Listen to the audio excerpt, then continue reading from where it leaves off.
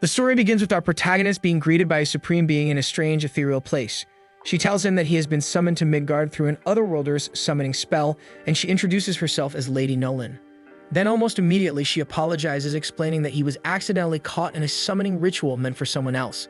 The protagonist confusedly points out the contradiction. She just welcomed him yet says his presence here is a mistake.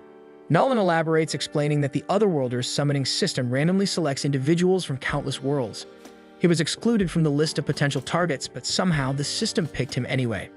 This revelation leaves the protagonist stunned, and Nolan further clarifies that the summoning spell itself is inherently dangerous.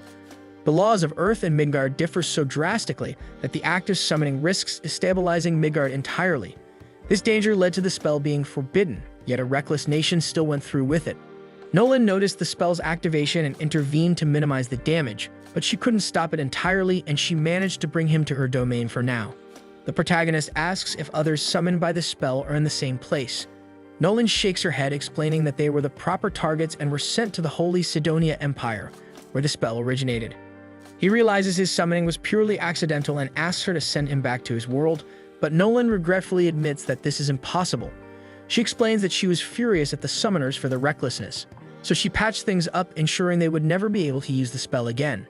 Her explanation grows overly technical, so the protagonist gets overwhelmed and asks for a simpler version.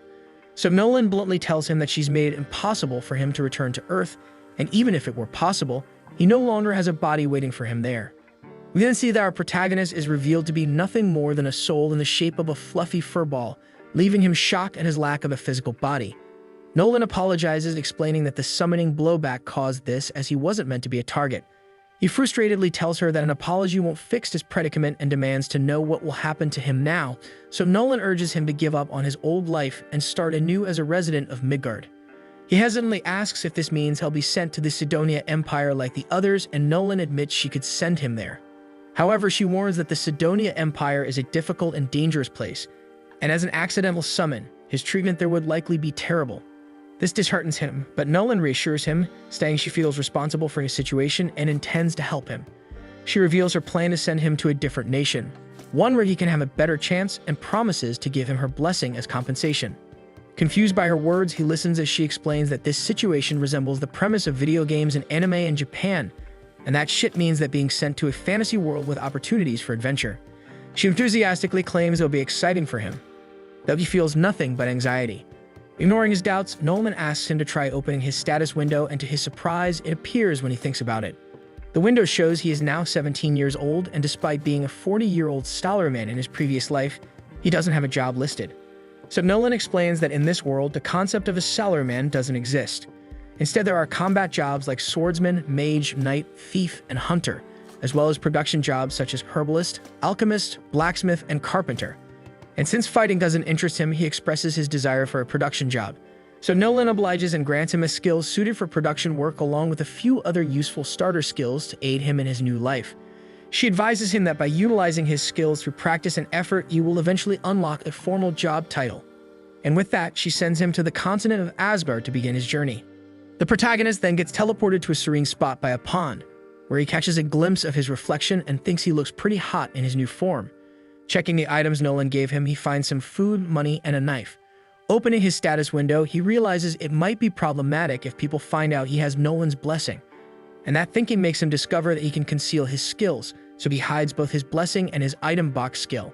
As he continues exploring his abilities, he notices he also has several magic skills. Like any typical otaku, he decides to try them out. He avoids testing fire magic, worried it might accidentally set the area ablaze. Instead, he starts with earth magic, followed by wind and water magic. Watching the spells in action, he feels a rush of excitement, thinking to himself that this truly is a fantasy world. Determined to learn more, he sets out to find a village. While walking, he stumbles upon a piece of wood and uses his appraisal skill to identify it as treant wood. This high-quality material comes from a treant monster and can be used to craft staves, magic items, and spear shafts.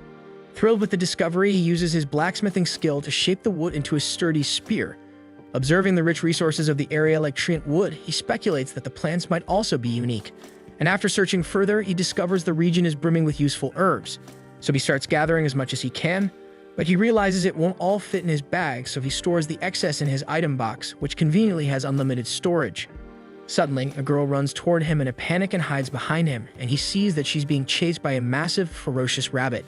He quickly notices how unnaturally large the rabbit is and grabs his spear to defend her.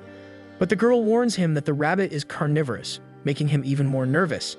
As the creature leaps at him, he manages to strike it down with his spear, and that shit kills him immediately. Takumi stands in disbelief, amazed that he was able to defeat such a dangerous beast. But this victory earns him a warrior job, even though he doesn't want it. The girl thanks him for saving her, and he asks where she's from. She explains that she's from Board Village and had wandered into the forest while gathering medicinal herbs. He asks if he can accompany her back to the village, and she happily agrees. He feels relieved and smiles, but before they leave, she asks if he isn't going to take the horned rabbit with him and mentions that the rabbit is considered quite a delicacy. He quickly stores the rabbit's corpse in his item box, explaining that while it can't hold living things, storing non-living objects like corpses isn't an issue.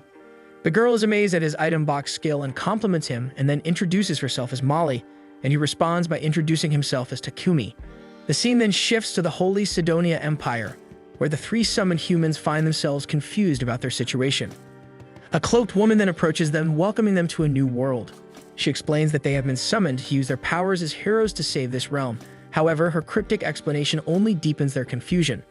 She then introduces herself as Elizabeth, the first empress of the Holy Sidonia Empire, and reveals her face. And her expression exudes the air of someone who might suck your damn soul in some dark alley.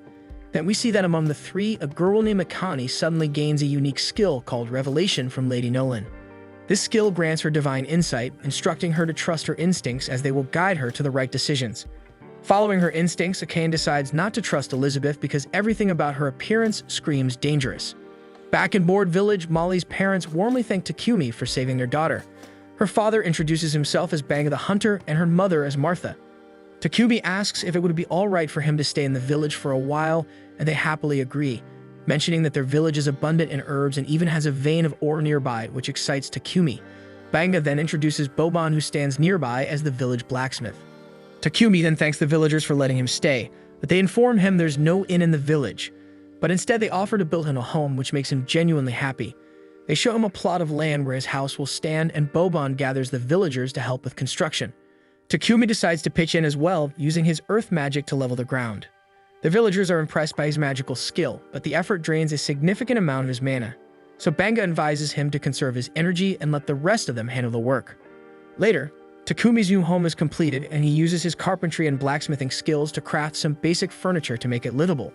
Feeling settled, he checks his status window and wonders if it's possible to change his warrior job. To his surprise, an option to switch jobs appears, so he excitedly selects alchemist and blacksmith as his main jobs and dives into work. Together with Boban, he collects ores of iron, silver, and copper. He even discovers a rare mana-infused material called magic iron ore, deciding to smelt all of it into ingots. Takumi begins with the iron ore, noting that in this world the process doesn't require a furnace thanks to magic. Using a combination of his alchemy and earth magic, he successfully transforms the raw ore into ingots, but the process consumes a huge amount of mana. But he pushes himself anyway to continue, determined to create as many materials as possible. Later, Molly brings him dinner only to find that he's collapsed from overexertion. When Takumi regains consciousness, he explains that he pushed himself too hard and drained his mana completely. Martha gives him a sharp lecture for being reckless, and Banga hands him a healing potion, which restores his energy. And from that point on, Martha and Molly check on him regularly to ensure he doesn't overdo it again. Takumi diligently continues his alchemy, refining ores into ingots over several days. And along the way, he manages to extract small quantities of precious metals like gold, lead, tungsten, titanium, and tin. Using these materials, he crafts high-quality utensils and tools, and also his relentless effort causes his alchemist and blacksmith levels to soar. Afterward, we see Takumi honing his smithing skills under Boban's guidance, assisting him with fire magic during their work. And together they craft a knife, and Boban proudly declares it his finest creation yet. Takumi's blacksmith level skyrockets to 40, while his alchemist level lags behind at 33, much to his annoyance, as his real goal is to excel as an alchemist. Later, Takumi approaches Banga, asking for some potions so he can try making his own using the herbs he's gathered. Banga agrees, but only has basic potions to offer, which Takumi gladly accepts. Soon we see Takumi brewing potions like a mad scientist or an evil witch in a fantasy story. The process reminds him of his childhood, when he would experiment endlessly.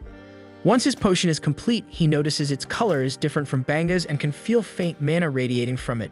He deduces this is due to his use of water prepared with water magic and becomes eager to learn more potion recipes. Not stopping there, we later see Takumi chewing on random poisonous plants on purpose, and when he gets poisoned, he heals himself with his heal spell, a painful but effective method to gain resistance to poison and paralysis while leveling up his light magic skill. He notes that this dangerous method is the quickest way to develop such resistance, though it's far from pleasant, but thanks to this reckless training, he unlocks purification magic. But just as he reflects on his progress, a massive level 25 armored boar appears before him. Armed with his spear and knife, Takumi prepares to defend himself. The boar then charges and Takumi hurls his knife at it, but the blade bounces off harmlessly. He then desperately strikes with his spear, which shatters into countless pieces. Resorting to spells, he casts Rock Ball and Wind Cutter, but neither has any effect. Frustrated and cornered, Takumi scrambles for a plan. But suddenly, he notices movement behind him, and he finds a poison spider lurking nearby. Assuming the worst, he prepares for another fight, only to realize the spider is injured. And before he can react, the boar charges again. So Takumi braces for impact, but the spider unexpectedly comes to his aid, blinding the boar and causing it to miss its attack. Though the boar is disoriented, Takumi remains at a loss on how to finish it. But in a flash of inspiration, he uses his alchemical decomposition skill, and the spell dissolves the armored boar from within, defeating it completely. As the boar falls, Takumi gains martial arts and magic combat skills, leaving him in disbelief that his crafting magic saved him. Takumi then checks on the poison spider, noticing it's on the verge of death. Grateful for its help, he thanks the spider, assuming it risked itself to save him. Using his heal spell, he restores the spider's strength and prepares to leave, thinking everything is fine now. However, a notification suddenly pops up, informing him that he can tame the spider. Surprised by the option, he hesitates. When the spider looks at him with its shiny, hopeful 8 eyes, makes it impossible for Takumi to walk away. He asks if it wants to join him, and upon agreeing, he tames it, unlocking a telepathic connection. He then curiously asks if it already has a name, but it doesn't. Noticing the maple leaf-like pattern on its back, he names it Maple. And as soon as the spider accepts the name, it evolves into a killer spider, and even its severed leg regenerates. Later, Takumi returns to the village, proudly showing the massive armored boar he defeated. The villagers are stunned, amazed he managed to slay such a formidable beast alone. Molly, however, quickly notices the large spider perched on his back. Alarm spreads among the villagers, but Takumi reassures them, explaining that Maple is a tamed monster. Banga is floored, remarking that taming insect-type monsters is almost unheard of. Not wanting to linger on the subject, Takumi redirects their attention to the boar, suggesting they focus on preparing it for a feast. The villagers are shocked at his generosity in sharing such a valuable catch, but he shrugs it off, happy to share. Soon the entire village gathers for a celebratory feast. While they eat, Banga hands Takumi the boar's fangs and leftover hide, explaining that these items can fetch a good price in a big city. Takumi curiously asks about the nearest city, and Banga tells him it's a place called Bolton. Then we see Maple playing with the village children, endearing herself to the community. Watching the lively scene, Boban remarks that the village has become brighter and more cheerful since Takumi's arrival. Banga agrees, but reflects that Takumi doesn't seem like the type to settle in a small village forever. Meanwhile, in Midgard, Nolan observes Takumi from afar, pleased to see he's thriving. Another Supreme Being joins her, asking what Nolan expects from the boy. Nolan feigns ignorance, but the Supreme Being presses, revealing that she gave Takumi a special body, her blessing, and even sent him a full year into the past, before the Holy Sidonia Empire's summoning spell was activated. Nolan dismisses the notion that she has any deeper intentions, but her expression betrays her true thoughts, hinting that she may have a deeper plan for Takumi's future. One morning, Takumi wakes up to find himself tied up in bed, and he immediately knows Maple is behind it. She apologizes, explaining that she's been feeling lonely because Takumi has been so busy lately, and just wanted to get his attention. Realizing he's been neglecting her, Takumi admits that work has been consuming all this time, so he decides to take the day off and spend it with Maple, and this simple gesture makes her ecstatic. Just as the two are getting ready to enjoy their day, Martha walks in with Takumi's lunch and immediately notices the awkward situation. To her, it looks like something strange is going on between Takumi and Maple, but Takumi insists that it's not what she's imagining. Martha takes his explanation at face value, but can't help noticing the silky threads Maple has produced. Intrigued, she gets the idea to harvest as much silk as possible from Maple, seeing it as a golden opportunity. Later that day, Martha proudly shows off a shirt she's made from the spider silk, and the ladies in the village are going wild over its texture and quality.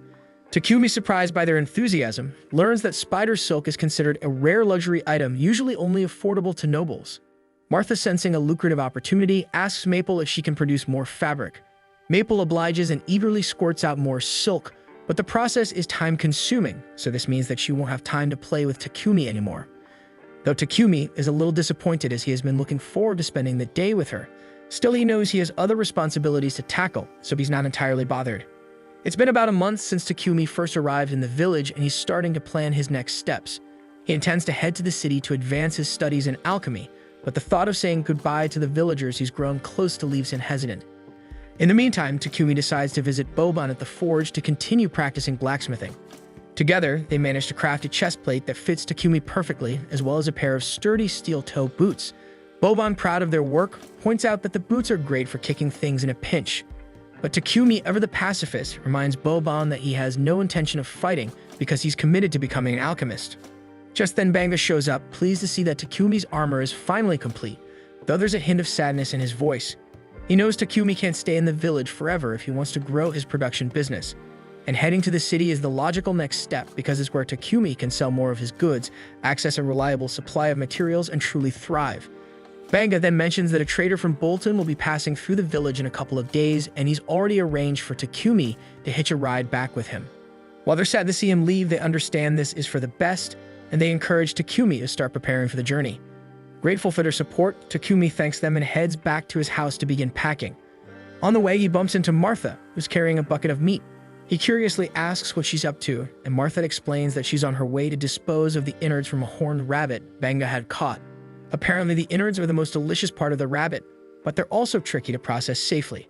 And without proper equipment to remove diseases and parasites, they have no choice but to throw the meat away. Takumi, however, has a better idea, and he bends down and uses his purification magic to cleanse the meat, making it safe to eat. Martha is grateful but also visibly stunned by what she just witnessed. She points out that light magic is incredibly rare in this world, and if people found out Takumi could use it, it would likely attract a lot of unwanted attention. So she advises him to keep this ability a secret when he leaves the village. Acknowledging her warning, Takumi promises to be cautious, but while he's still here, he plans to use every bit of his power to improve the villagers' lives. And over the next couple of days, he gets to work using earth magic to construct a sturdy brick wall to enhance the village's defenses. For convenience, he builds a water pump and even adds a few other amenities to make life easier.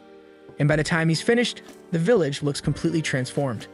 So when the merchant from Bolton finally arrives, he's so astonished by the improvements that he barely recognizes the place. Banga then steps forward to greet Pepek the trader, and after finalizing a trade deal, Takumi walks up, ready to depart. Pepek, who's already heard a great deal about Takumi from Banga, introduces himself, and everyone confirms if Takumi has everything he needs. Takumi assures them that he hasn't forgotten a thing, but there's one last gesture he wants to make before leaving. He reaches into his bag and hands Banga a potion, and then explains that he already left about 100 similar bottles at Banga's house and urges him to use them in case of emergencies to heal any injuries. Pepek, noticing the potion, asks for a closer look and is stunned by its quality because it's undoubtedly a high-level potion. However, Takumi seems oblivious to just how valuable his creation is. Soon, the rest of the villagers gather to bid Takumi farewell, and Pepek kindly offers to wait until everyone has said their goodbyes. Molly then waves goodbye to Maple, who's cozily sleeping in Takumi's sack, and Martha hands Takumi an outfit made from Maple's silk, a collaborative gift from the village ladies. Touched by their thoughtfulness, Takumi thanks everyone for their kindness, especially considering how short a time he's been in their village. He then steps into the carriage, and the villagers give him an enthusiastic send-off, assuring him that he will always be welcome in their home. As the carriage heads toward Bolton, Pepek comments on how deeply the villagers seem to care for Takumi. Even the others in the carriage remark on the heartfelt farewell, noting that Takumi was more like family to the villagers than a guest, to the degree that the sincerity of the goodbye tugs at Heath's heartstrings. Speaking of which, the blonde man introduces himself as Heath, while the redhead is Real and the gloomy-looking man is Bogar. They explain that they're part of Lion Fang, a C-rank adventurer party currently serving as Pepek's bodyguards. However, they admit there isn't much for them to do in this peaceful region, making the assignment more of a routine journey than a dangerous mission. Real then notices Takumi clutching his bag tightly and curiously asks if something precious is inside, and Takumi casually answers that his pet killer spider Maple is sleeping in there. The group is stunned that Takumi managed to tame a killer spider, prompting Real to ask if he can see it. However, his creepy demeanor makes Maple headbutt him square in the face, and that makes Takumi immediately start apologizing for Maple's behavior, but the others assure him there's no need because Real totally deserved it. Heath even jokes that Maple might develop a fear of all humans after meeting Real, though that's clearly not the case because Maple seems to have taken a liking to Bogar. And as the group continues fawning over Maple, Papek calls Takumi to the front of the carriage to discuss the potion he saw earlier, and he asks if Takumi has any more in stock and expresses interest in buying some. Takumi is open to the idea, but before the conversation can go further, one of the horses suddenly halts, signaling trouble ahead. A horde of goblins has surrounded the carriage, preparing to attack.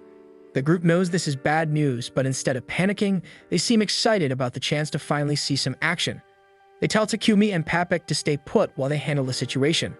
With roughly 20 goblins in the field, the adventurers step out confident they can take them all. Real then fires arrows from his bow with precision, while Bogar and Heath crush goblins left and right with their mace and axe.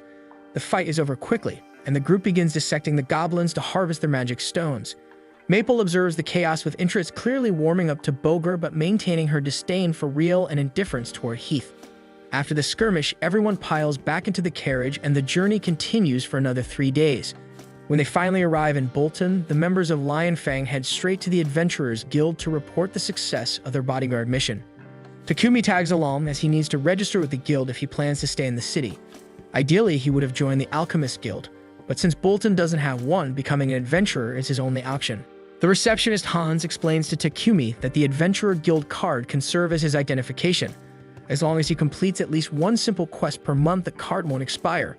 With this knowledge, Takumi proceeds to register as an adventurer and introduces Maple as his pet, finalizing all the paperwork. With his registration done, Takumi heads to Papek's trading company to negotiate a deal for his potions. He reveals that he has about 103 potions in stock, each of exceptionally high quality. Papek is impressed and offers 10 silver coins per healing and stamina potion and 50 silver coins per mana potion. Takumi quickly calculates that this deal would net him over 7 million yen in equivalent value. Shocked by the amount, he feels it's too much money, but Papek reassures him that this is fair, adding that Takumi could earn even more if he established a solid reputation as a potion producer. Papek, aware of Takumi's plans to become a producer in the city, advises him to find a home with an attached workshop for efficiency. Takumi realizes he hadn't even thought about housing yet, so to help him out, Papek calls over his assistant Thomas and asks him to show Takumi a suitable property at an affordable price. Then when Takumi finally sees the property, it looks more like a grand mansion than a simple house. Feeling overwhelmed, he doubts he can afford such a luxurious place. Thomas, however, assures him that the mansion is surprisingly affordable and even guarantees that it's ghost-free, eliminating any unnecessary worries. Takumi then notices the spacious workshop attached to the mansion, which makes it incredibly convenient for his work. Realizing the long-term benefits and knowing he has enough funds from the potion deal, Takumi decides to go for it. And after a moment of deliberation, he tells Thomas with newfound confidence that he'll take the mansion. Thomas is delighted to hear Takumi's decision and assures him he'll begin the paperwork immediately. And he tells Takumi he can move in as early as tomorrow. As they walk through the city streets, Takumi catches a foul stench in the air. Noticing Takumi's discomfort, Thomas explains that the unpleasant odor comes from the city sewers. While the wealthy use magical purifiers to clean their sewage, the main city sewers lack this luxury due to the rarity and expense of magical purifiers, which are typically found only in ancient ruins or dungeons. And occasionally priests are hired to manually purify the sewers with magic, but most of the time they remain filthy. The next day, Takumi and Maple settle into their new house, and Takumi immediately starts brainstorming a solution to the sewer issue. He visits Papek's company to acquire some quartz and clay. Using magic, he shapes the materials and combines fire magic with space-time magic to bake them efficiently. The process is exhausting, and after depleting his mana reserves, Takumi has to drink a couple of mana potions to recover. Despite the effort, his work pays off because he successfully creates a modern toilet. Not long after, Takumi hears a loud scream from the living room. Rushing to investigate, he finds Papek completely wrapped in Maple's silk.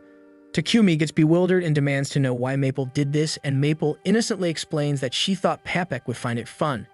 To her credit, the silk is so comforting that it put Papek to sleep, but the sudden swaddling was definitely alarming. Takumi profusely apologizes for Maple's behavior, but Papek reassures him that it's fine, though being swaddled out of nowhere did give him quite a scare, so he asks to use Takumi's restroom because he needs to shake it off. Moments later, Papek emerges from the restroom with wide eyes, demanding to know what the marvel of technology inside is. Takumi casually explains that it's a toilet he invented. He fitted it with a magical purification device which automatically cleans itself after use.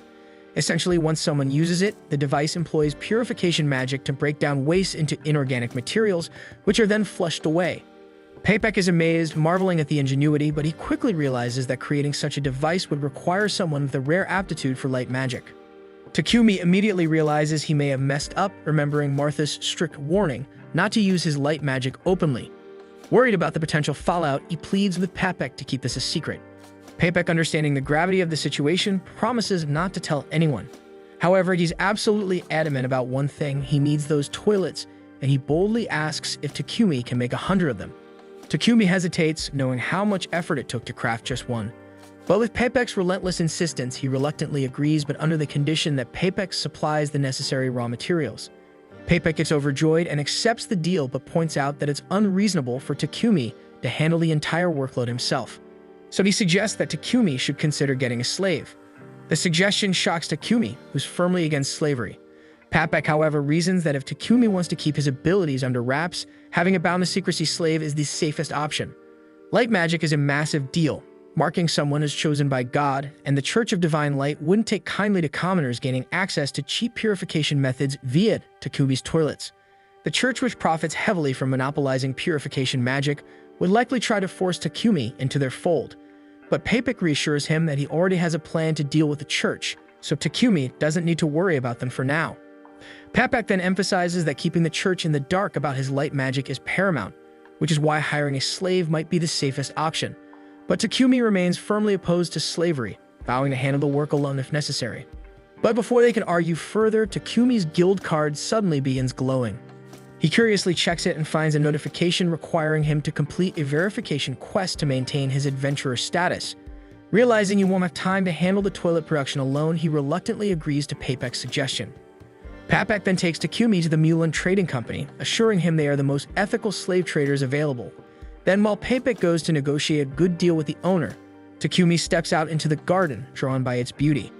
There he notices a stunning elf girl sitting alone on a terrace, and before he can say anything, she spots him and sharply orders him to leave. The scene then shifts to Takumi meeting Mulan, the owner of a slave trading company. Papek introduces Takumi to her, explaining that he's looking for a slave.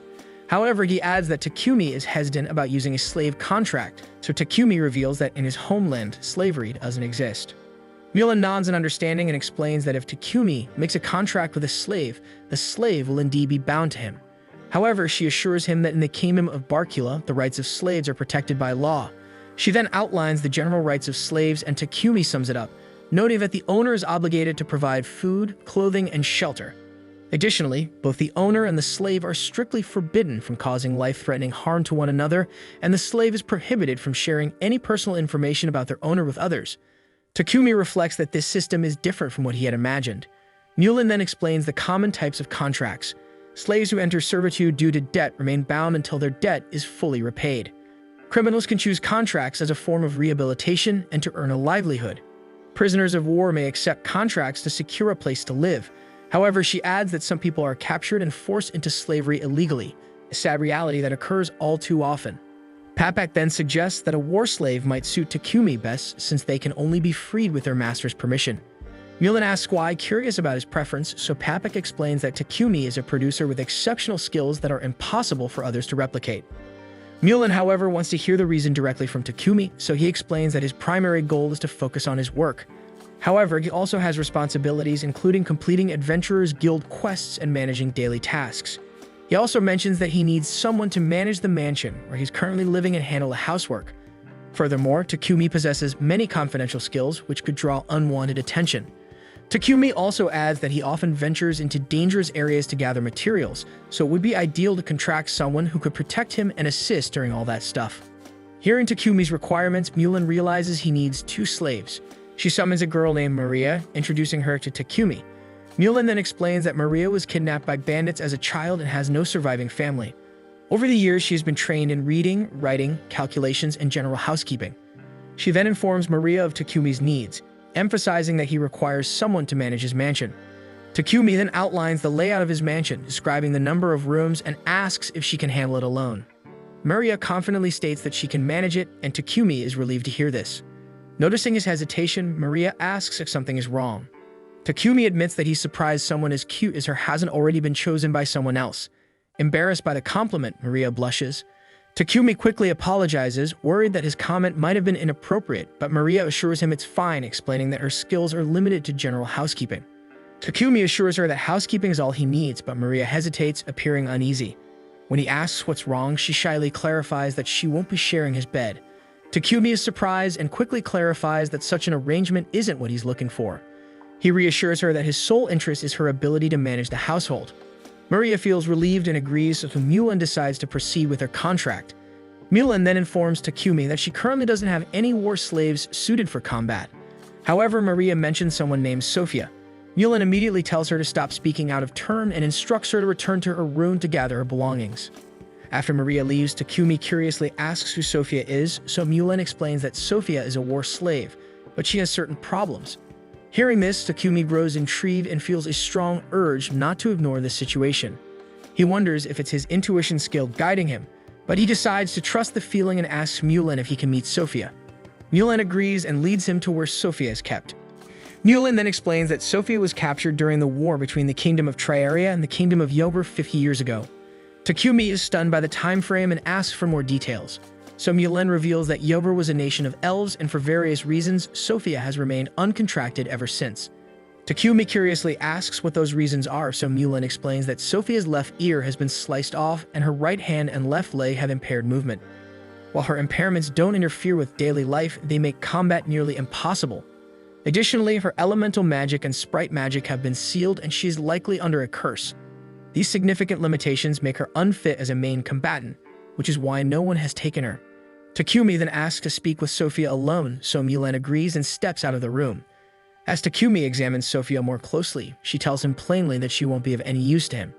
But Takumi checks her stats anyway using his skill, and to his surprise, her stats are incredibly high, though each one has been reduced by 100 points due to her injuries. Her mana is also completely inaccessible because of the curse, but Takumi realizes her potential and thinks that he can heal her injuries and lift the curse. Mulan then returns to the room and asks Takumi what he plans to do. And without hesitation, he tells her he wants to form a contract with Sophia. Sophia, still doubtful, reminds him that she can't fight, but Takumi simply replies that he will fix her. Mulan is skeptical, questioning whether Takumi can actually address the issues that have plagued Sophia for 5 decades. Takumi confidently says he can, and Mulan agrees to let him take Sophia under his care. Sophia remains uncertain and asks if he truly wants her as his slave. Takumi asks if she doesn't want him as her master, but she responds that a slave's wishes don't matter. And with that, Mulan begins the contract process. She casts a spell binding Takumi, Sophia, and Maria into a formal contract. After the contract is sealed, both Sophia and Maria express that they will do their best to serve Takumi. Takumi thanks them and treats them with respect, but Sophia quickly reminds him that they're just slaves and he doesn't need to act so politely. Mulan, observing the interaction, smiles and remarks that they found themselves a good master. Afterward, Takumi arrives at his house, where Maple leaps at him as soon as he opens the door. Startled, Maria and Sophia immediately prepare to fight the killer spider, but Takumi quickly stops them, explaining that Maple is his pet. He then introduces Maple to the two of them and informs Maple that Maria and Sophia will be living with them from now on. Takumi then shows Maria and Sophia to their rooms. Both are surprised to learn they'll have their own separate spaces, hesitant to accept such accommodations. Takumi insists, explaining that the mansion has many unused rooms and it's better to put them to good use. He also informs them that the mansion has a bath they can use anytime. They express gratitude, but suggest he go to the bath first. Takumi hasn't decided on his own bathing schedule, so he encourages them to use it freely, assuring them he's installed a device to keep the water clean constantly. Later, we see Maria and Sophia relaxing in the bath. Maria remarks that she never thought Mulan would let Sophia go, as she had refused to sell her to anyone before, no matter how much money was offered. Maria believes this means Mulan must have truly acknowledged Takumi as a worthy master, and she thinks he seems like a kind person as well. Sophia, however, remains skeptical and points out that when she looked at the contract Mulan prepared, most of the entries regarding Takumi were left blank. She believes you might be hiding something, and if so, there must be special circumstances or a reason why sharing that information could cause trouble, and she admits that she doesn't fully understand what he's thinking. When they leave the bath, they discover that Takumi has already prepared dinner. Maria is devastated, insisting this was supposed to be her job. Takumi reassures her, explaining he just wanted to make things easier for their first day. He promises she can take over the work from tomorrow, and Maria asks if she can at least clean up after dinner, to which he agrees. Then we see Sophia is surprised to see Takumi inviting them to eat at the same table as him. When she asked about it, he explains that he doesn't want them to live separately just because they are serving him. He hopes they'll eat with him, as it would make him happy, and they agree, but with a little bit of hesitation. The next day, Takumi collects his order from Papek, who warns him to handle it with care, so Takumi assures him he understands and heads out. On his way back, Takumi spots a church and decides to visit, and inside he finds a statue of Lady Nolan. Offering a prayer, he thanks her for her blessings and mentions hearing that the Holy Empire of Sidonia controls this country's religion, so he curiously asks why she was badmouthing Sidonia earlier. To his shock, Lady Nolan suddenly appears before him. Takumi gets startled and asks how this is possible, so she explains that his prayer reached her, which allowed her to call him into her presence briefly. Lady Nolan then answers his question, revealing that she has no connection to Sidonia or its Church of Divine Light.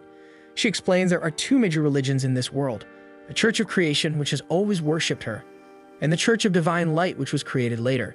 The latter's god doesn't truly exist, but the Holy Empire of Sidonia used aggressive tactics to spread its influence rapidly, opposing the Church of Creation. So Lady Nolan chose not to intervene, viewing it as a petty human conflict. Takumi then realizes this lack of interference allowed Sidonia to activate its summoning spell, bringing someone like him to this world. Lady Nolan apologizes again, acknowledging the unintended consequences of her inaction. She then offers a disclaimer about her blessing. While parts of it are permanent, others are temporary. As Takumi grows, the aspects of the blessing that helped him grow quickly and meet kind people will fade. She simplifies it by saying his tutorial for beginners is nearly over. Soon he will face more significant challenges, including hitting walls in his growth and encountering individuals with ill intentions. Takumi reflects on her words, realizing that many of the kind people he's met so far were likely a result of the blessing. Accepting that he will need to rely more on himself moving forward, he thanks Lady Nolan one last time and exits the church. The story then jumps forward by 1 year into the future, showing the king of Sidonia asking about the progress of the summoned heroes. He is informed that they are currently training with the knights. The king expresses hope that these heroes will become valuable assets, acknowledging the difficulty of summoning them to this world. The minister notes that the heroes were initially reluctant to help, but thanks to Elizabeth's persuasion, they have become more cooperative. The scene then shifts to Akira and Yamato sparring with the knights. The knights mock their poor performance, highlighting how far they still have to go. Yamato then recalls a humiliating memory from his past, when he was defeated by a freshman during a judo match and ridiculed by everyone. Motivated by that memory, he trains with renewed determination, earning the knights grudging respect for his grit. Meanwhile, the knights ask Akane to join in, but she refuses, stating that she's not interested in violence. She then tries to leave, but Elizabeth intercepts her, insisting that this is not about violence but something essential to saving the world. Then Akira steps in dramatically, playing the role of the protective hero, and assures Akane that she doesn't need to worry because he will protect her. Akane, unimpressed, ignores his bravado and thinks to herself that Elizabeth is dangerous. The story then transitions back to the present. At Takumi's house, he stumbles through the door, falling face first onto the floor. Maria and Sophia rush to help him, picking up his belongings. But when Sophia reaches for the bag Takumi had collected from Papek, he hurriedly places it into his magic bag. Sophia notices this and becomes suspicious, thinking he must be hiding something. Takumi then excuses himself and heads straight to his workshop. Sophia follows him discreetly, and inside she watches him immerse a knife into a strange liquid and injure his arm with it.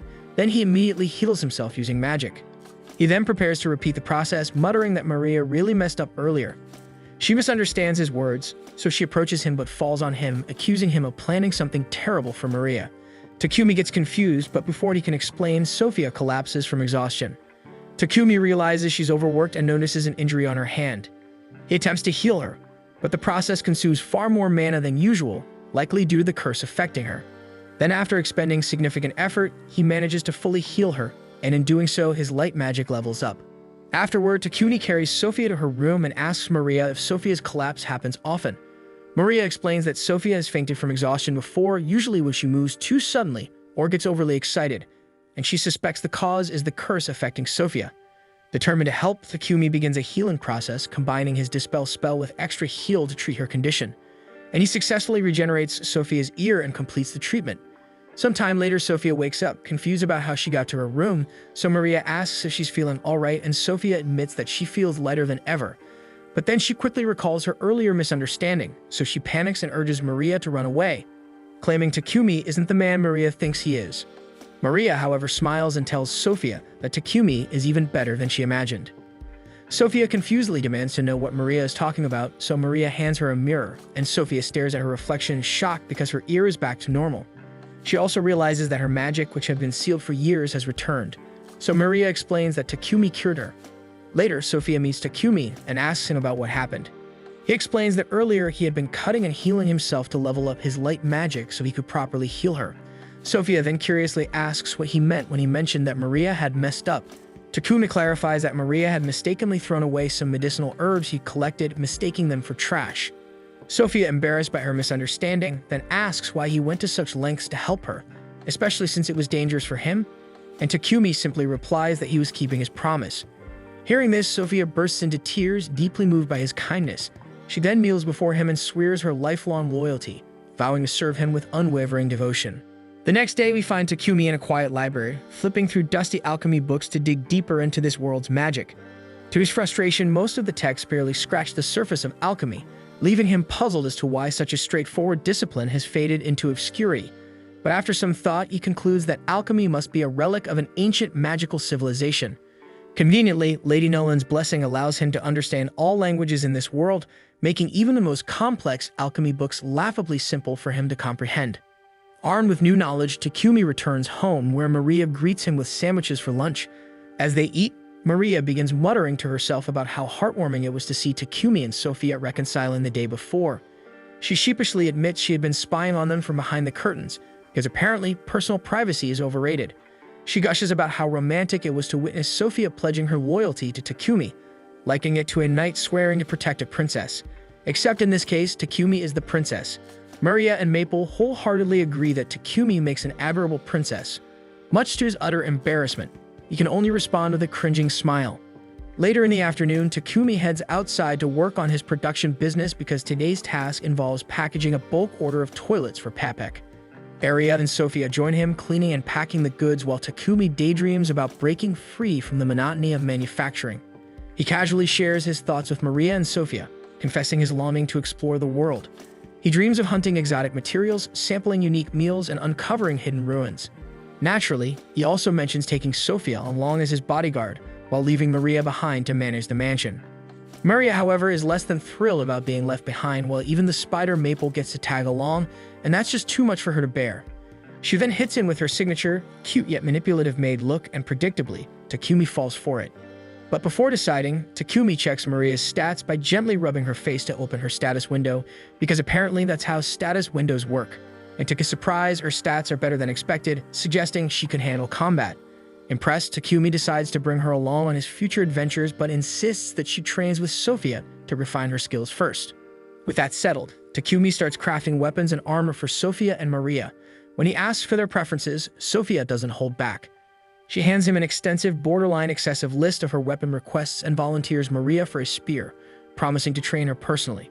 Takumi then gathers the necessary materials and gets to work, channeling his alchemy manipulation magic to speed up the process. Meanwhile, Sophia puts Maria through her paces, and Maria quickly discovers that being a battle maid involves a lot more sweat and significantly fewer tea parties. Takumi finishes the weapons in record time, adding personal touches, a wing pattern for Sophia's weapon, and a flame motif for Maria's spear. Of course, he goes the extra mile and enchants them with auto-repair and attack boosts because, well, why not add a little extra power? As Takumi works, his mind wanders into dangerous territory. He imagines Maria wielding her spear in full maid attire, and his overactive imagination leads to a classic anime-style nosebleed. To make matters worse, Maria, somehow sensing this moment of unholy admiration, through what she calls maid telepathy, claims she can feel someone ogling her sacred plot. Takumi tries to shake it off and focuses on the next task, crafting armor. Naturally, his first instinct is to go full RPG mode and consider making enchanted undergarments instead of practical gear because, let's face it, that seems to be standard in these worlds.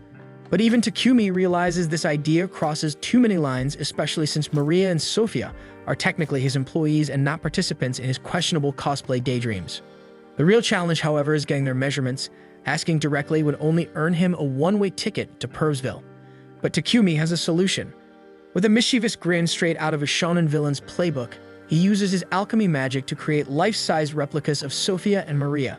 He spends a hilariously awkward amount of time staring at these mannequins, particularly at their melons because professionalism has never been his strong suit.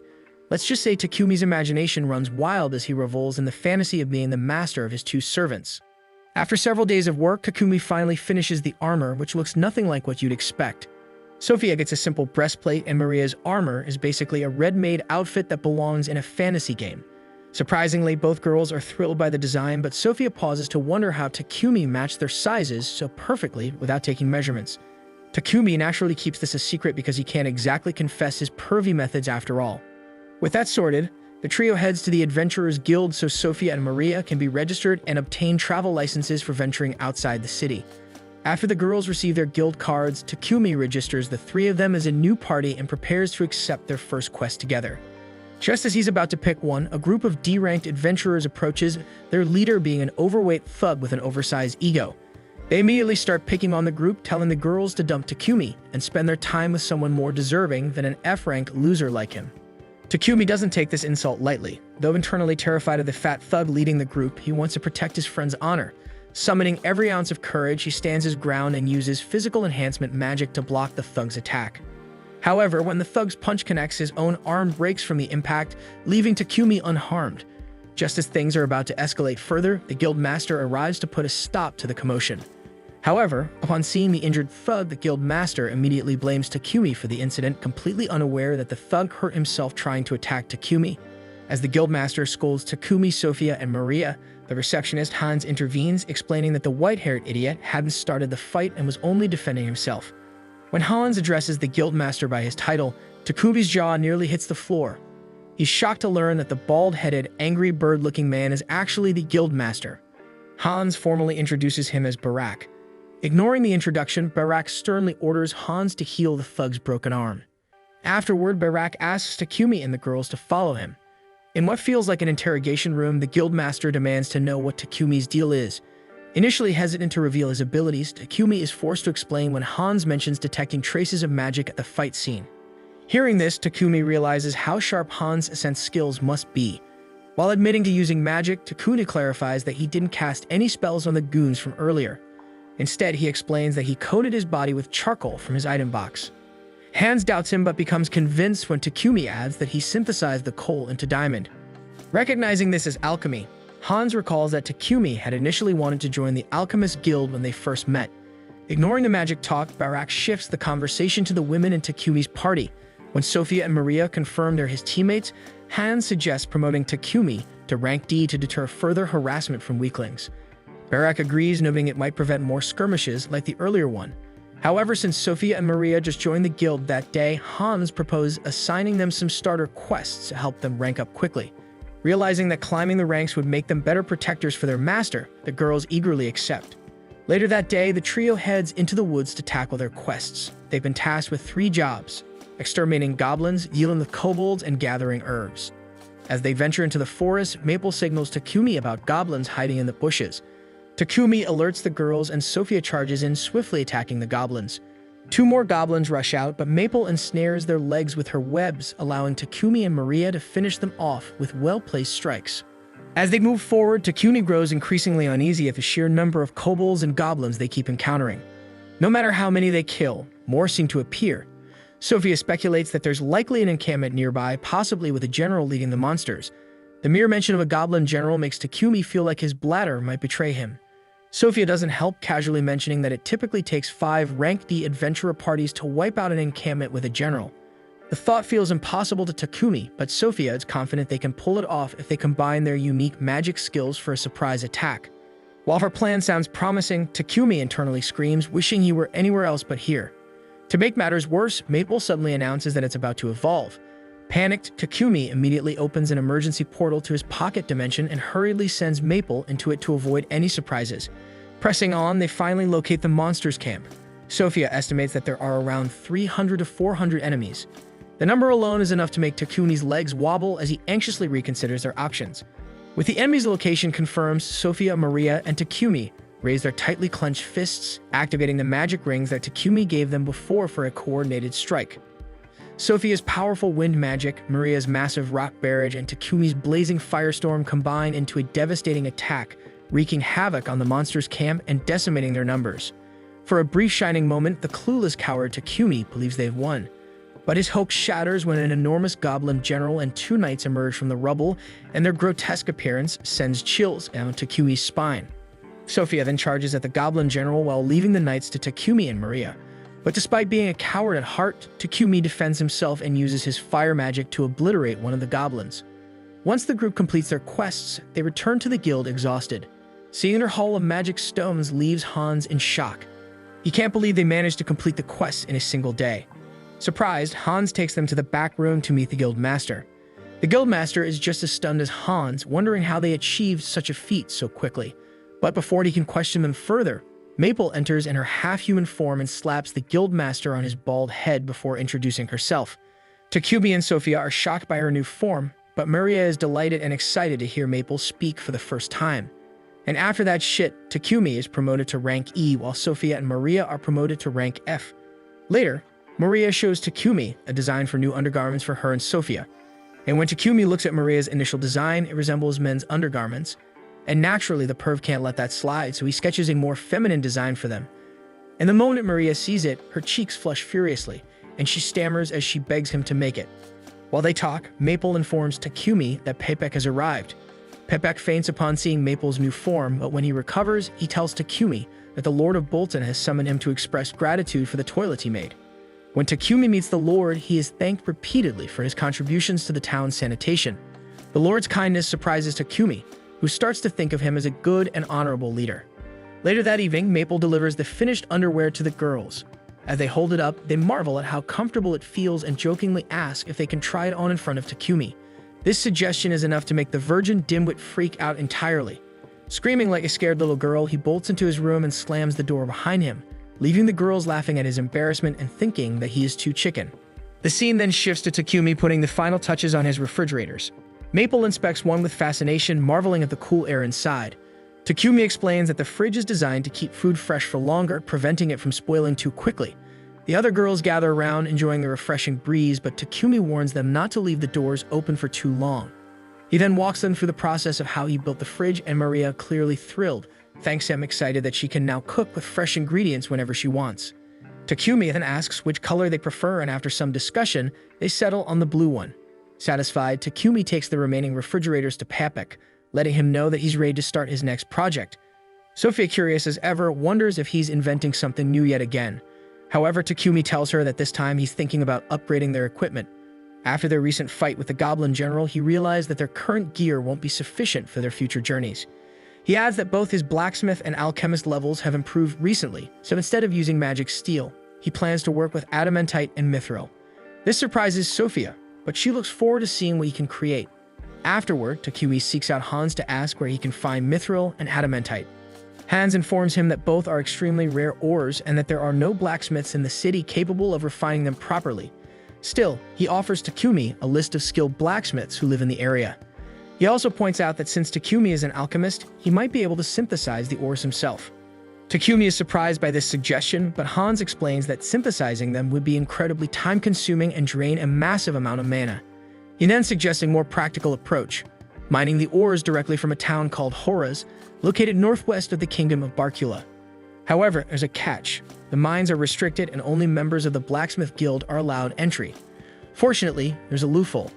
If Takumi accepts a quest to eliminate the monsters that occasionally appear in the mine, he'll be granted temporary access.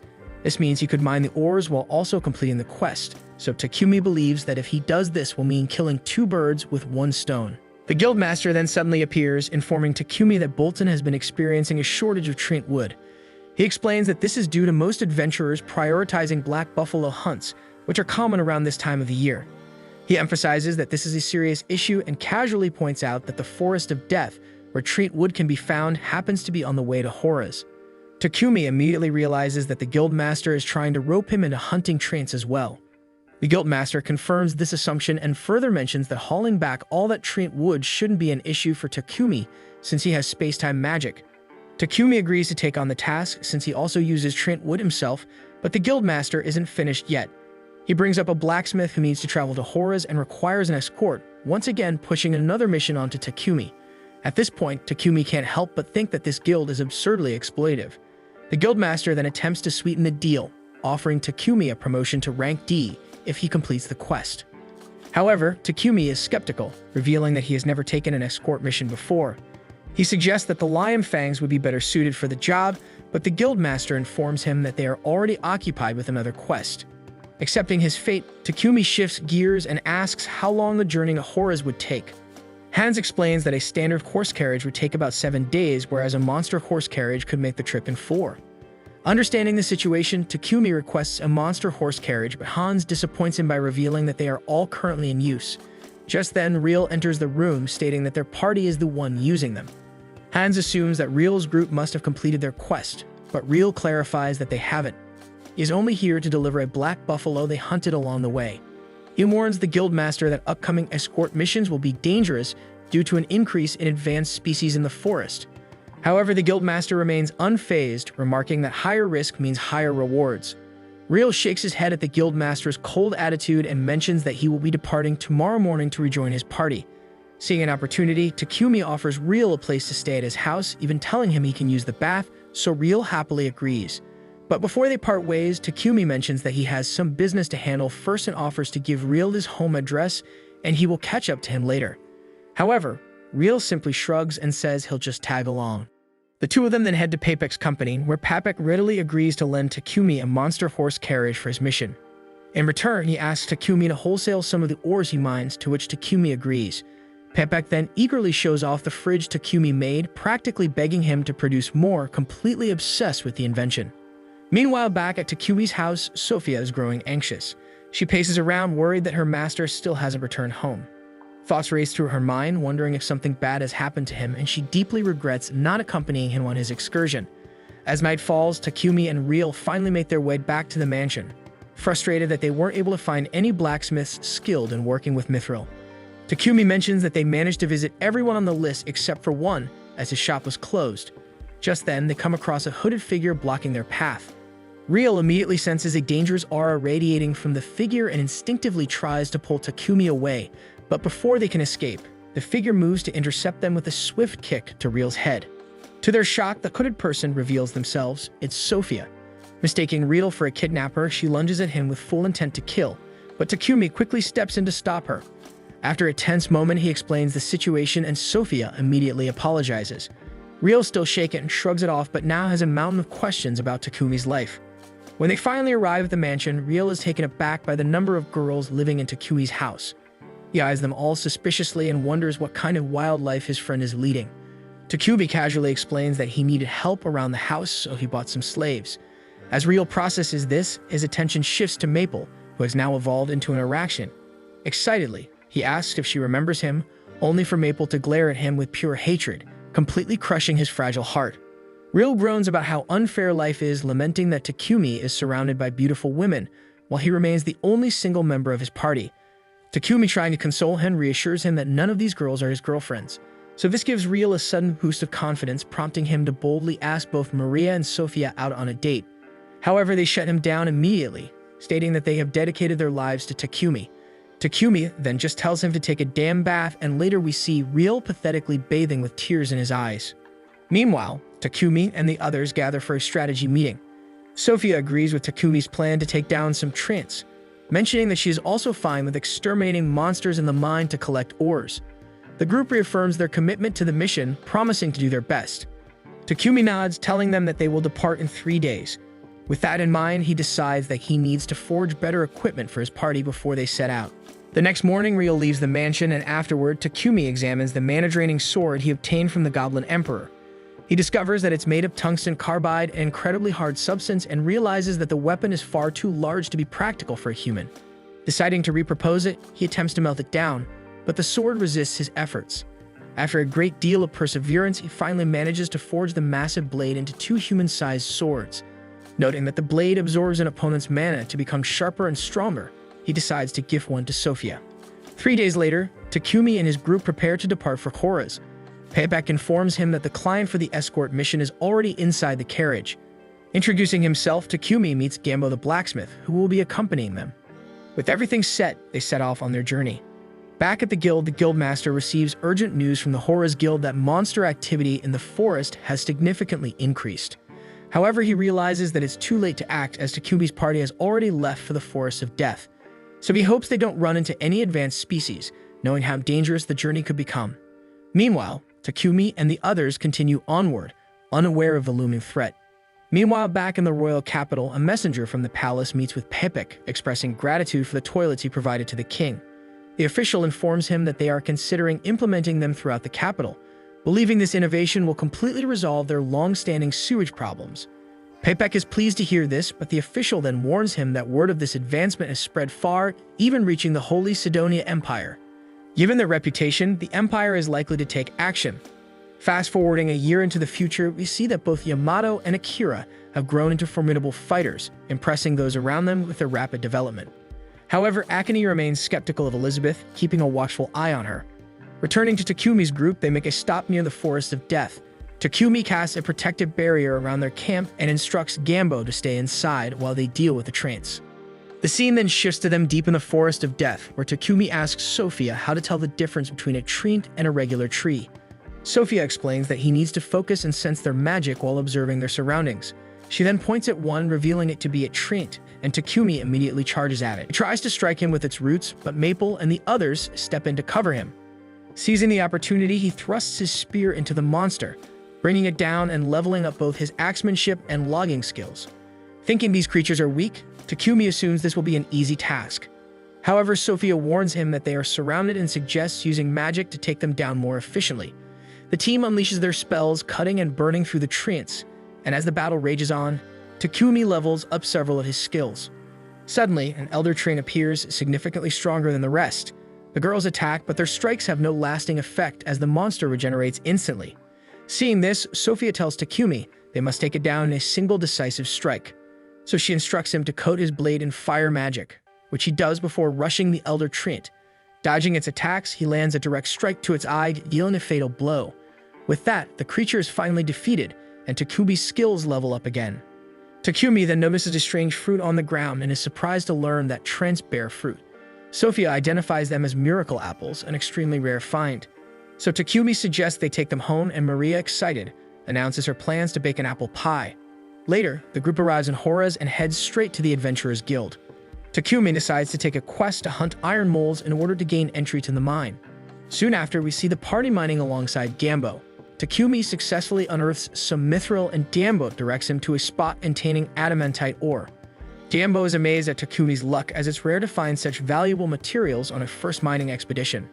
Just then, an iron mole suddenly emerges from the ground, and without hesitation, Takumi blinds it using his light magic, allowing Sophia to swiftly finish it off. The others marvel at how effortlessly he took down the creature, and Takumi explains that he figured light magic would work since iron moles thrive in darkness. Sophia is still surprised by how easy it was, while Maria pouts, disappointed that she didn't get to contribute in any shit. With their quest complete, they mine a massive load of ore before returning to Bolton. The next day, Takumi visits Gambo's shop, eager to learn the basics of synthesizing and forging mithril and adamantite alloys. Gambo agrees to teach him and starts by having Takumi forge a mithril knife. Afterward, Takumi upgrades the girl's armor using the high-quality materials he obtained, ensuring they are better prepared for future battles. The scene then shifts to the girls trying on their new armor, utterly speechless at the number of unique skills and enchantments infused within them. Sophia's armor is imbued with wind and water elements, while Maria's carries fire and earth attributes. Takumi explains that to embed their elemental affinities into the armor, he had to saturate magic stones with his mana until they turned blue. Curious, Maria asks Takumi how he enhanced his thunderclap skill, and he proudly reveals that he enchanted it with enhanced agility, making him significantly faster. To demonstrate, he takes off at high speed, but loses control and crashes straight into the wall. The girls, wanting to spare him the embarrassment, pretend not to have seen anything, while Takumi realizes he needs to get used to his newfound speed. Next, he presents Maria with her new spear, Explode, which can fire fireballs, while Sophia receives Tempest, a spear that releases wind energy. She then tells Takumi that if he ever finds himself in danger, she wants to be the one to protect him, even at the cost of her life, so she asks him to craft a shield for her so she can guard him more effectively. Moved by her dedication, Takumi agrees to make a shield for her, but he gently reminds her to value her own life as well. Meanwhile, Lady Nolan observes Takumi from afar, but when she turns her vision toward Akira and Yamato, she sees an ominous scene unfold.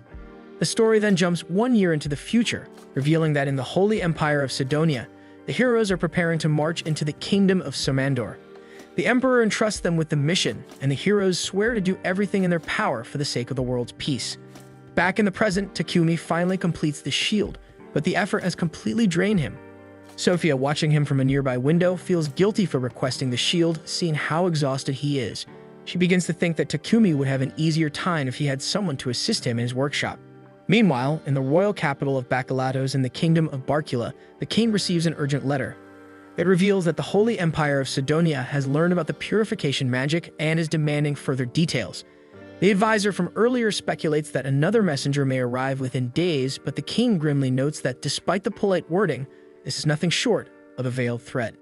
The scene then shifts to a meeting between a representative from Sidonia and the king of Barkula. The envoy reveals that whispers have spread about the use of a mystical device to cleanse their sewers. He explains that the Church of Divine Light has formally appealed to Sidonia's pope, insisting that light magic is a divine endowment meant exclusively for their church. In other words, the power of purification magic is claimed as the church's rightful domain.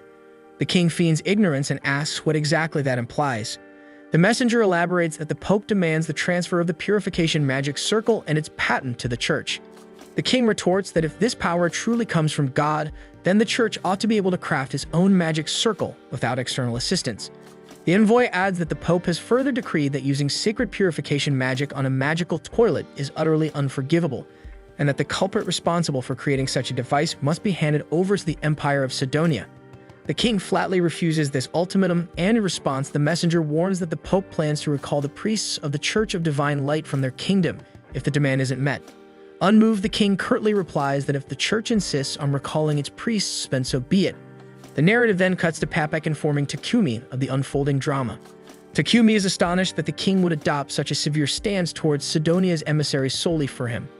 Papek reassures him that it isn't a major problem, but Takumi points out that such actions might turn the church against them. Papek then reveals that within this kingdom there exists another religious faction besides the Church of Divine Light, a fact that catches Takumi's attention as he deduces that he must be referring to the Church of Creation. Papek is surprised that Takumi is aware of this alternative faith and goes on to explain that the Church of Creation venerates Lady Nolan. Curious, Takumi asks which deity the Church of Divine Light worships, and Papek responds that they revere a god known as Anat. Shifting the conversation, Papek notes that the kingdom of Barkula prides itself on religious freedom, which has allowed the long-established Church of Creation to amass many followers. Unlike the Church of Divine Light, whose priests demand exorbitant fees for their recovery magic, the clergy of the Church of Creation performs similar feats merely as a gesture of goodwill. Realizing the implications, Takumi concludes that the Church of Divine Light is being bolstered by the Holy Empire of Sidonia, and he wisely decides that it would be best for him to steer clear of getting entangled with them. Papek then informs Takumi that he's actually here today with a special request. He explains that through Marquis Godwin, he had offered the king some samples of his innovative toilets and refrigerators, and in return, the king has requested a meeting with Takumi. Takumi is taken aback by this news, and Papek adds that although the king won't be angry if Takumi declines, his pleading puppy dog eyes tend to sway decisions regardless. Later, Takumi gathers his slaves and announces that he will be heading to the royal capital of Bakulatos, asking if any of them would like to accompany him. Excited at the prospect of visiting the capital for the first time, they all agree, and Takumi informs them that they'll be departing in a week, advising them to prepare in the meantime. Maria wonders aloud how long the journey will take, and Takumi explains that if they ride monster horses, it should take about a week, so Maria immediately points out that such a trip would require plenty of food. Leaving the logistics to Maria, Takumi then mentions that he plans to craft new cloaks for the group while they wait. Curious, the others ask why, and he reveals that Papek has secured some dark elemental magic stones for him. With these stones, he can enchant the cloaks to block perception, a feature that Sophia praises as being especially useful in combat. Takumi also notes that the cloaks will help the girls avoid unwanted attention from unsavory perverted characters in town. The scene then shifts to the two girls out shopping in town. Maria remarks that Takumi isn't valuing himself as highly as he should, and Sophia agrees, even beginning to list all of his admirable qualities. Surprised by how well she seems to know their master, Maria teases Sophia about it. Embarrassed, Sophia quickly changes the subject, making it clear to Maria that she's totally smitten. The scene then shifts to Takumi kneeling in a quiet church as he prays to Lady Nolan. She greets him, inquiring where his offering is, and he beams at the sight of her once again. Aware that his journey to the capital is imminent, she asks if he has come to seek safe passage, and she requests that he present her offering. Takumi, however, insists on having some questions answered first. He asks her whether Anat exists as a supreme being distinct from her. and with an air of quiet authority, she declares that she is the sole supreme entity, leaving him to wonder who or what Anat might be. Offering only vague reassurances that he will come to understand in time, she leaves him still curious, especially as the Empire of Sidonia appears to be encroaching ever closer. Takumi recalls her earlier words about her blessings being conditional upon his actions and asks if Sidonia's interference is linked to that very clause. She dismisses his query, reminding him that it is precisely Sidonia that brought him here, a matter far beyond the scope of a mere blessing. The young mage then recalls rumors of heroes summoned by Sidonia and presses her for news, noting that he has heard nothing of them since his arrival in this world. Lady Nolan then reveals a startling truth. She has actually sent him back in time by 1 year, meaning the heroes have yet to be summoned. Takumi is puzzled by this intricate twist, and when he persists with his barrage of questions, she curtly tells him that time is up. Before he can continue, Lady Nolan strikes him, and he loses consciousness. Awakening later in the real world, he reflects that she must have been evading his inquiries, but he shrugs it off as he has no real desire to meet these heroes anyway. The narrative then jumps forward 10 months into the future within the Holy Empire of Sidonia.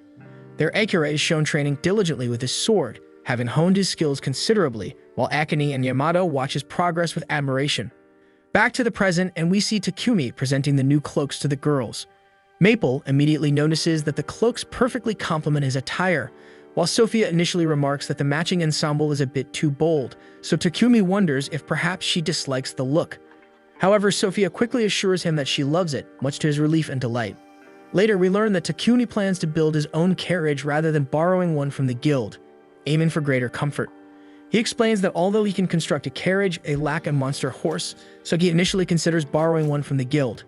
However, Maria steps in and reminds him that this town is known as the City of Adventurers for a reason. She recalls the perils of the Forest of Death and warns him that many dangerous areas with lurking monsters exist. In her view, there are not only monster horses but also unicorns and drake horses, creatures that are both faster and sturdier. The scene then shifts to the forest surrounding the city, where Takumi ponders whether drake horses are truly swifter than monster horses. Sophia confirms that they are and even add that they possess superior stamina. Curious, Takumi asks if this speed is due to their being of a dragon type, to which Maria clarifies that while they aren't actually dragons, they do resemble normal horses, except they sport a horn and are covered in scales reminiscent of a dragon's hide. Realizing this is the origin of their name, Takumi nods in understanding, and Maple becomes excited at the thought of finally having a monster friend. Suddenly, Takumi and the others encounter a bush wolf that dashes right past them. Sophia looks puzzled, and Takumi attributes the wolf's failure to detect them to the effectiveness of their new cloaks. While he praises the cloaks for keeping them hidden, Sophia removes hers, arguing that they need to engage in combat to train and strengthen themselves. The narrative then transitions to a scene of Sophia defeating a boar, prompting Maria to remark that they've now got extra meat. Maple urges them to hurry up, and Takumi soon spots a fallen tree. Recognizing its value, he decides to salvage it for its wood, which he intends to use in building the carriage, especially since he had been considering buying some from Papek. Despite Maple's impatient protests for them to speed things along, Takumi and the others set about chopping up the meat and collecting the wood. Irritated, Maple storms off on her own, dashing through the forest and noting the numerous dead trees scattered about. As she ventures further, she senses something ahead and soon discovers an injured drake horse. The creature throws his magic at her, but she deftly dodges the attack, a move that reminds her of the time when she was injured and Takumi had helped her. In that moment, she tells the drake horse that her master is truly exceptional at healing, but just then 2 giant ants begin to approach them. Maple notices that the giant ants are the very threat afflicting the drake horse, and she swiftly binds them using her finely spun threads, allowing the drake horse to finish off them. Just as she prepares to leave and summon her master, she suddenly finds herself encircled by a swarm of even larger ants. Desperate, she weaves several layers of her threads into a protective barrier, but the relentless ants begin tearing it apart. Frantically, Maple attempts to reach her master via telepathy, yet no response comes, so she wonders if he's too occupied with chopping wood to notice her distress. And as her concern grows, the drake horse collapses from its injuries. As the ants continue to dismantle her barrier, Maple breaks down in tears, lamenting her master's absence. Just then, the ants finally tear the barrier apart, and Maple instinctively tries to shield the drake horse with her own body. And at that crucial instant, she feels a gentle hand on her head and realizes that her master has arrived. It turns out that the rest of the group has managed to eliminate the invading ants. Maple, still shaken, asks Takumi where he had been, as she had been desperately calling out his name. So he apologizes and explains that her threads had interfered with their telepathic link, but he sensed something was awry when their mana connection dropped, so he followed the trail that she left. He offers a sincere apology for his tardiness, and Maria points out the injured Drake horse. Takumi examines the creature and sees that it has lost consciousness from its wounds, so Maple pleads with him to save the horse. Recognizing that Maple had been trying to protect the animal, Takumi attempts to cast a healing spell on the Drake horse, only to be repelled by its instinctive wariness of humans even in its unconscious state. Realizing that the Drake horse's condition might be fatal if things continue as they are, and with Sophia alerting them to the approach of additional monsters, Takumi has no choice but to retreat both Maple and the horse into his pocket dimension for safety. After he does, Sophia urgently warns him that housing an advanced monster in his pocket dimension without a familiar contract might cause him severe strain. Takumi assures her that he'll be fine, but then when he feels tired, he quickly tries to gulp down a potion to bolster himself, but before he can drink it, he collapses from exhaustion.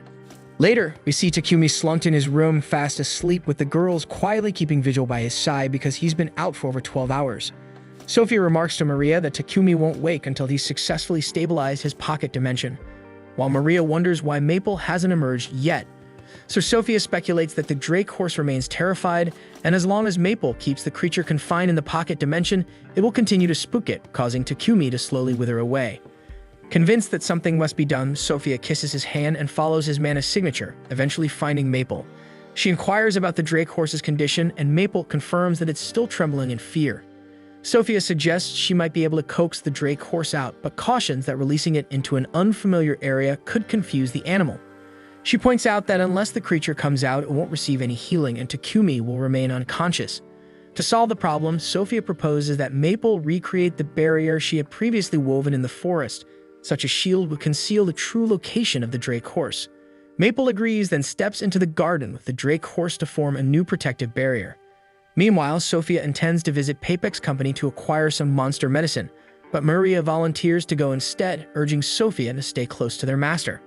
The scene then shifts to Sophia watching over Takumi as he sleeps. In his dreams, Takumi relives moments spent with everyone, until eventually he stirs awake. Opening his eyes, he notices Sophia still sleeping by his bedside, and when she eventually wakes, she beams at the sight of her master and he thanks her warmly for watching over him. He mentions that he needs to check on the Drake horse and steps inside Maple's barrier. Noticing that the creature seems to have recovered a bit, Takumi asks if it might become a friend as well, given that it's already grown close to Maple. He uses his magic to gently tame the Drake horse, and succeeds. Following this, Takumi casts a powerful healing spell to restore the creature's health, and Maple dispels the barrier around it. Takumi announces that they have gained a new companion, prompting Maple to ask what name they should give her. Inspired, Takumi decides to name the Drake horse Camellia, after a leaf-bearing tree that retains its foliage year-round and blossoms with red and white flowers. The girls all agree that it's a lovely name, and Maria suggests they all sit down to eat, announcing that she has just finished preparing dinner. Next, the scene shifts to the bustling capital of Barkula at the Palom Trading Company. There, the owner is desperately trying to sell a beastman slave endowed with magical abilities, but the prospective buyer shows no interest. Although he acknowledges that a beastman with such powers is a rare find, he demands a demonstration of her magic. The girl insists that she plans to study hard and prove her worth. Frustrated by her inability to serve his immediate needs, the buyer leaves without making a purchase. Disappointed, the young girl Riva is consoled by the owner, who assures her that a good master will eventually come along. Later on, we find Riva alone in her modest room, lost in thought. She recalls the days when she still lived with her family, days marred by financial hardship that forced her to leave for the city to save some money, and with a promise to send money back to her brother. Yet despite all her efforts, she hasn't managed to fulfill that promise. The narrative then transitions to Takumi's mansion, where Maria casually inquires whether he plans to visit Gyambo's workshop once more. Takumi confirms that he does, explaining that his carriage urgently requires some expert blacksmith work. Sophia, ever the warrior, points out that he recently took on an extra order for potions and refrigerators and hasn't had a moment's rest in days. Maria urges him to take care of himself, but he insists he's fine as he sets out. Not long after, at the Adventurers Guild, Takumi overhears a heated discussion about a mysterious, unsettling creature reportedly seen on the city's outskirts. Curious, he approaches the receptionist, who explains that recent reports have described a bizarre creature roaming near the city's edge. He even shows him a crude sketch, noting how strange it is that no significant damage has yet been recorded. Then when asked about his own presence, Takumi reveals that he's here to register a new pet. The receptionist's eyes light up with excitement. He remarks that it takes something truly extraordinary to surprise him these days. Then, to everyone's astonishment, Takumi unveils his pet camellia. Almost immediately, the guild members notice that Camellia bears an uncanny resemblance to the creature in the sketch. Alarmed by this startling coincidence, the guild master swiftly summons Takumi for a private discussion. Meanwhile, as the town bustles around, Sophia strolls through the streets, her thoughts still lingering on her recent trip to Mulan Trading Company. She remembers how she'd been on the hunt for a beastman slave with magical abilities to assist Takumi with his production, but no candidate proved suitable. Still, Mulan had promised to spread the word among other traders, and Sophia had thanked her warmly. But before she left, Mulan even remarked that Sophia had changed ever since sealing her contract with Takumi. In the present, Maria bumps into Sophia on the street. Sophia casually asks if Maria's done shopping yet, to which Maria replies that she still needs to visit the butcher. Sophia then confides that Takumi seems constantly worn out these days, and she wishes she could ease his burden by ensuring he gets plenty of nutrition. Though she longs to help, she admits she isn't skilled enough in alchemy, and Maria assures her she'll do her best through cooking. When Sophia offers to lend a hand, Maria insists that it's best if she sticks to her own duties. Sophia takes the gentle rebuff in stride, and Maria notes that Sophia appears noticeably different, her expression softer, more at ease. Surprised to hear the observation a second time, Sophia blushes and quickly changes the subject, suggesting that they go pick up Takumi. They soon arrive at Gambo's workshop, only to find Takumi fast asleep at his station. Gambo explains that Takumi was utterly exhausted and dozed off mid-work, warning that if he continues at this pace, he'll collapse. Not long after, Takumi proudly unveils his newly finished carriage and invites Camellia to pull it. But before taking it out for a test drive, the girls examine it closely and are astonished to discover that it's not just a carriage, it's essentially a moving house complete with individual rooms and bathrooms. They embark on a ride, and despite the vehicle shaking on the outside, the interior remains remarkably smooth and comfortable. Curious, Takumi asks Maria for her thoughts. While she expresses her approval, she suggests adding some decorative blades along the sides. When he inquires about the idea, Maria grins and says it would look incredibly cool. After a few days, they let Camilla run around town with the carriage, and her stats quickly level up in the process. Then comes the day to set off for the capital, and Takumi notices that the Lion Fang will be joining them as an escort. Riel inquires about the creature pulling his carriage, and Heath clarifies that it's a drake horse. Just then, Godwin and Papek arrive as well. Papek is visibly excited to see the carriage and asks Takumi if he can take a peek inside. Takumi agrees, and upon inspection, Papek is astonished that Takumi built the carriage himself. Takumi confirms he did, prompting Papek to ask for all the details of how he managed such a feat. Overenthused, Papek exclaims that he'll pay handsomely for this work, but Godwin quickly intervenes to temper his enthusiasm. Papek apologizes, and Godwin remarks that the carriage is truly impressive. He states that he would be fortunate to own a carriage like this, and Takumi realizes that Godwin wants one made for him. Godwin boasts that he's willing to pay up to 100 platinum coins for it, and Takumi muses that such a price would be equivalent to 1 billion yen, surprised at the astronomical sum. They then begin their journey to the capital, and along the way, Godwin praises Takumi for his significant contributions to his domain. He proclaims that Takumi is set to play an even larger role and become renowned far and wide. His butler concurs, and Godwin adds that Takumi's exceptional talent attracts all sorts of attention, so he'll need protection from unscrupulous riffraff. However, Godwin admits he can only manage threats within the kingdom. When it comes to Sidonia or other nations, he has no idea what schemes they might be plotting, so vigilance is key. The scene then shifts to Sidonia, several months in the future, where we see Akane reading that the goddess Anat created mankind in her own image and then fashioned the beast men from wild creatures to serve humanity. Then she created the elves and dwarves, placing them beneath mankind in hierarchy. Akane then glances at a slave collar from the beast men displayed in her room and feels a deep sense of disgust. Meanwhile, Takumi and his entourage arrive at the capital of Bakalatos, and Takumi is relieved that they didn't encounter any monster trouble along the way. Riel mentions that they did, but thanks to Takumi's loyal slaves and pets, the creatures were wiped out in an instant, leaving them with little extra work. Papek then informs Takumi that he'd like to discuss something with him once they reach the inn. At the inn, Papek reveals to Takumi that he intends to gift the king a carriage similar to Takumi's own masterpiece. He explains that he has already spoken with Godwin about it, and they both agree that presenting such a carriage is the best way to demonstrate Takumi's exceptional talent to the king. With an audience scheduled with the monarch in 5 days, Papek expresses concern that building a carriage in such a short time would be challenging if done in Bolton. He asks Takumi to begin work as soon as they return there. However, Takumi insists that he can construct it here, noting that hauling a carriage back from Bolton would be too much effort. He adds that he can manage with the materials he currently has, but he will need adequate workspace, and Pepek promises to take care of that. Later, Takumi is seen discussing the new project with his slaves. He explains that Pepek has arranged for him to operate out of the garden of the Palom Company. Sophia chimes in, mentioning that she's heard of this company, a reputable slave trading enterprise run by a man named Burton, and advises that Takumi should secure an assistant to help with the work. Maria then points out that he barely rested before this trip, and now he's diving back into production without a break.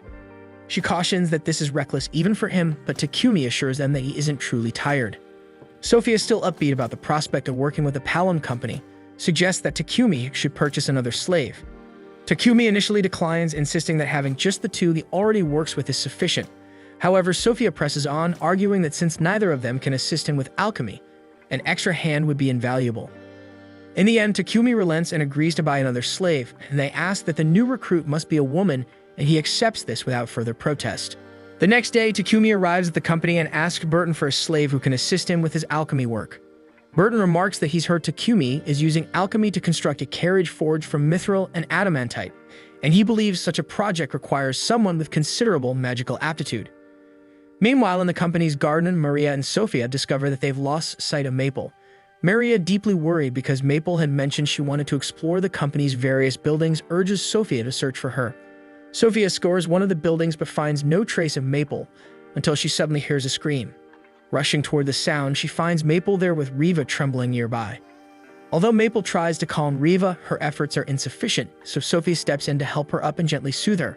While assisting, Sophia notices an old book scattered on the floor. Riva explains that it's an encyclopedia on Arnold-style alchemy, a renowned primer for grasping the fundamentals of alchemy.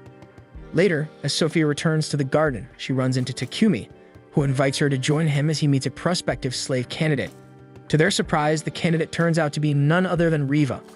Burton formally introduces them, and Takumi explains the nature of his work. Eager to prove herself this time, Riva admits she's interested in alchemy, though she hesitates as she recalls the harsh words of her previous buyer, revealing that she still feels unsure about her abilities. Sophia then tells Takumi that Riva has been self-studying magic on her own here. She even saw Riva earlier, poring over an alchemy book. Sophia tries to recall the title of the book, and in unison, both Riva and Takumi manage to say its name, their shared excitement unmistakable. Burton and Sophia exchange knowing glances, remarking that these two are clearly kindred spirits. Takumi then draws an alchemic circle on a sheet of paper and asks Riva what its purpose is. She manages to identify it as a circle for spinning sweets, though it's slightly different from the one she's used to, leaving her uncertain. Overcome with doubt, she begins to cry, wondering what the hell her next step should be, and confesses that this isn't the sweet-spinning circle familiar in her hometown, fearing she might be rejected again. In that moment, Takumi extends his hand to her, warmly welcoming her into his party. Riva is taken aback as she initially couldn't decipher the alchemic circle that Takumi had shown her. However, Takumi reassures her by pointing out that she did correctly recognize it as the alchemic circle used for spinning sweets, so it's all right. He adds that it doesn't matter if the materials are different, and he praises her for grasping the concept at a glance. Curious, she asks if he truly intends to accept her as his apprentice, and when he confirms, she is overjoyed to finally have a master. They then formalize their contract, with Takumi promising to pay her daily wages from that point on. Riva requests that all her wages be sent directly to her family back home. Surprised, Takumi asks if she means every single coin, and she nods, explaining that her family is very poor. She recalls that she once managed to send them a little money by selling herself into slavery, but she's convinced those funds will soon run dry. She confides that she doesn't want her brother to continue living in poverty and wishes to ease her mother's burdens. Takumi warns her that if she sends all her wages home, she might remain a slave forever, yet Sophia interjects that he should honor her request. She assures him that by working for him, Riva will eventually develop enough skill to earn a living on her own, and that serving a kind master indefinitely isn't such a terrible fate.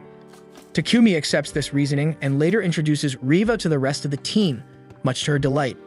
The scene then shifts to the present in the Holy Empire of Sidonia, where the Emperor learns that the kingdom of Barcula still refuses to relinquish Takumi, despite having sent 3 missives by now. The Emperor considers that they must be taught a lesson, but Elizabeth intervenes, urging him to hold off on any rash actions until the heroes are summoned in a few months. Still reluctant to let the matter rest, the Emperor presses on, but Elizabeth advises him to harness the power of faith, She explains that they will spread word that someone is disrespecting the Church of Divine Light, a move sure to incite the anger of its faithful. Moreover, she warns that the Church of Divine Light Squadron will not stand idly by when such sacrilege occurs. The scene then shifts to Takumi constructing the frame for his new carriage. Riva watches in awe, remarking how incredible it is that he can use such a complex alchemy circle to synthesize adamantite. Takumi laughs and tells her that it only appears advanced and assures her that she'll be able to create similar circles soon enough. Although Riva hesitates even how sophisticated they look, Takumi emphasizes that the most important trait for an alchemist is to get excited about the process, and she already possesses that spark. Later, we see that the day has come for Takumi to meet the king, and his carriage is finally complete. Then an elderly man approaches to inspect it, asking if it truly belongs to him. Takumi replies that he built it for the king, and the old man is even more impressed than he had heard. Takumi is taken aback when he wonders how the man knows his name, and then Papek and Godwin rush over, referring to the elderly visitor simply as the king. Takumi is shocked to discover that he is indeed in the presence of the king, who bows down to him, and Godwin and Papek follow suit.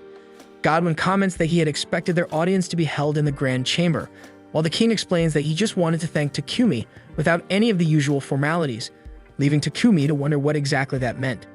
The king goes on to say that thanks to Takumi's ingenious solution, they now have a fix for the sewage problem that had long plagued the kingdom. Takumi, bowing his head in gratitude, pleads with the king not to overdo the praises. The king then apologizes, explaining that under normal circumstances he would hold a lavish banquet in Takumi's honor, bestowing grand rewards and even a peerage, but that such ostentatious gestures would only attract unwanted attention in Takumi's particular case. Unconcerned with titles or riches, Takumi thanks the king for protecting him from Sidonia, to which the king modestly replies that it was simply his duty. Takumi is moved to see that the king truly values his people above all else, and after receiving a modest reward for solving the sewage crisis, he departs. As they leave, the king instructs his trusted ministers to keep the details of their meeting strictly under wraps, so they issue an immediate gag order. Still, they all agree that Takumi's influence is bound to grow, and that his identity might soon become public once the magical devices are exported to other nations. The king admits that this possibility worries him, and he is convinced that the Church of Divine Light will retaliate if the secret ever gets out. Several days later, Takumi and his crew are back in their mansion, which he ended up purchasing from Papek. Later, we catch him in a heated discussion with one of his slaves. He's pissed off that they keep forgoing their wages. Maria tries to calm him down, saying it's fine since he already provides food and other necessities, and she's content with a regular allowance. Sophia echoes her sentiment, but Takumi insists that they should actually take their wages, even if they don't need them, because having some savings is important, especially since their contracts with him will eventually end. Sophia then declared with heartfelt conviction that she plans to serve him forever, convinced he'll kick the bucket before she does, and then she'll guard his grave for the rest of her life.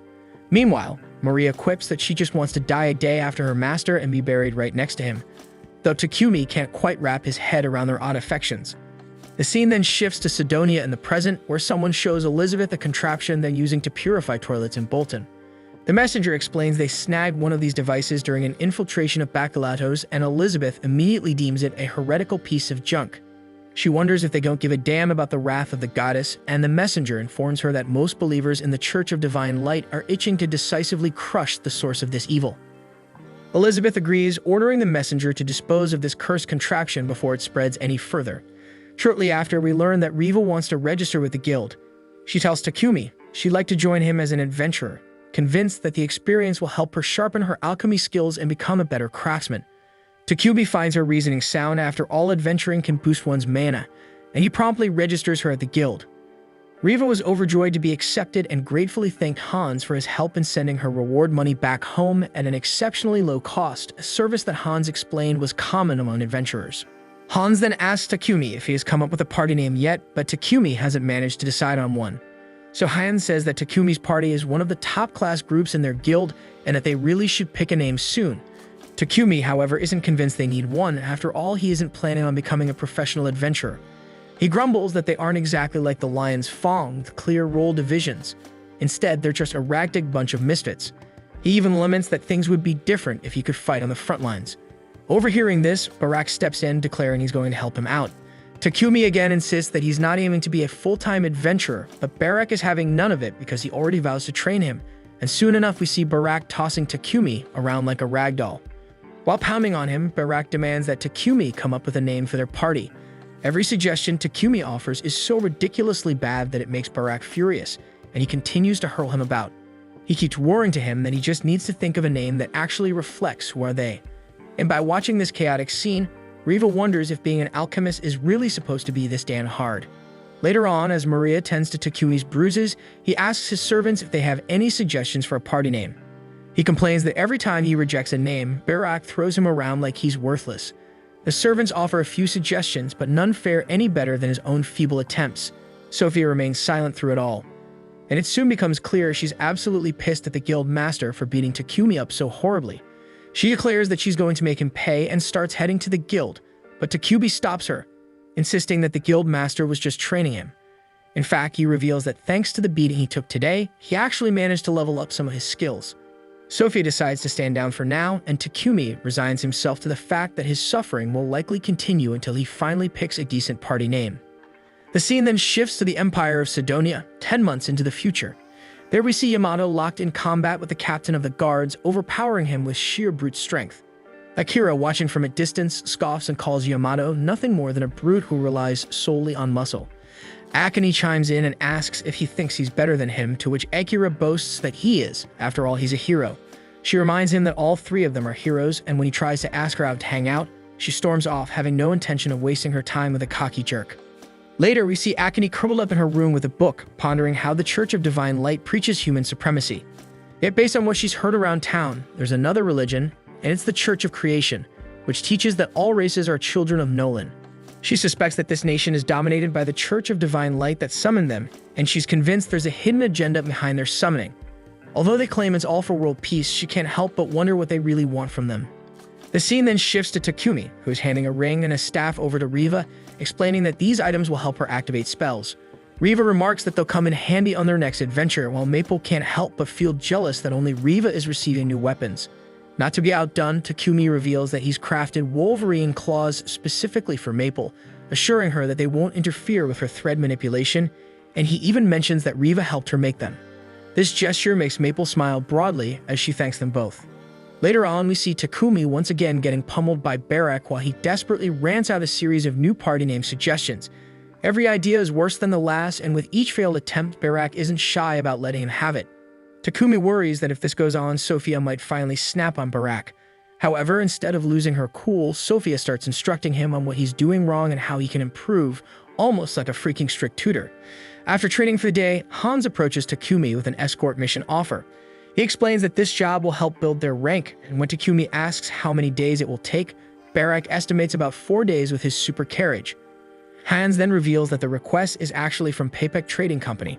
Takumi wonders if the Lion's Fong aren't handling this quest, as they usually do escort missions for Paypek, but Hans informs him that they're currently on another mission. Realizing that they're acting as backup, Takumi hesitates over accepting the quest, but his slaves insist, so he eventually agrees. They set off, and Hans hopes that by the time they return, they'll have finally settled on a proper party name. Later, we see Takumi and his group escorting Thomas along with several of Paypek's shipments. Thomas expresses his relief at having such capable guardians by his side, and Takumi, ever vigilant, hopes that no monster attacks will occur along the way. Thomas adds that, in addition to the toilet, he's delivering a variety of devices this time, and the company president has even instructed them to secure some milk. Takumi is taken aback to learn that milk even exists in this world. Thomas goes on to explain that the town of Kilbus is also famed for another everyday product, which they call cheese. Takumi is surprised once more, and after traveling a bit further, they encounter two rival groups of monsters on the verge of clashing over territory. In a dazzling display of power, Camellia obliterates them all in one swift attack, leading Thomas to remark that such a show would surely keep any further monster trouble at bay. Soon after, they arrive at Kilbus, where Takumi and his team sit down to enjoy a hearty cream stew. As they savor the dish, Takumi muses that while the stew has room for improvement, its nostalgic flavor is undeniable. He reminds everyone that they must purchase both cheese and milk before departing, prompting Sophia to decide to head to the market later that evening. That night, the group gathers to savor cheese with bread, a combination so delicious that Riva insists on sharing it with her mother and little brother. Takumi reflects on how it feels like only a few months have passed since he arrived in this world, yet those months have stretched into years in his heart. He admits that he'll never be able to return to his old life, and he finds himself strangely nostalgic. Perhaps it's the milk and cheese that stir these memories. Curiously, he asks Sophia if they have rice in this world, and she replies that while grain is available in the kingdom of Samandor, rice is not found in Bolton. Maria then says that they were selling some rice in the capital, and Takumi is disappointed that he didn't manage to grab any while he was there. He then asks Sophia if she ever misses her homeland and its food, to which Sophia replies that she prefers the present to dwell on memories of her hometown. She explains that she endured a curse for over 50 years, but forming a contract with him has given her a whole new lease on life, as if he'd finally given wings to a caged bird. She says she only looks forward to the future, not back at the past, and the others nod in agreement. This gives Takumi an idea for their party name, and he declares that their group will be called Wings of Nolan.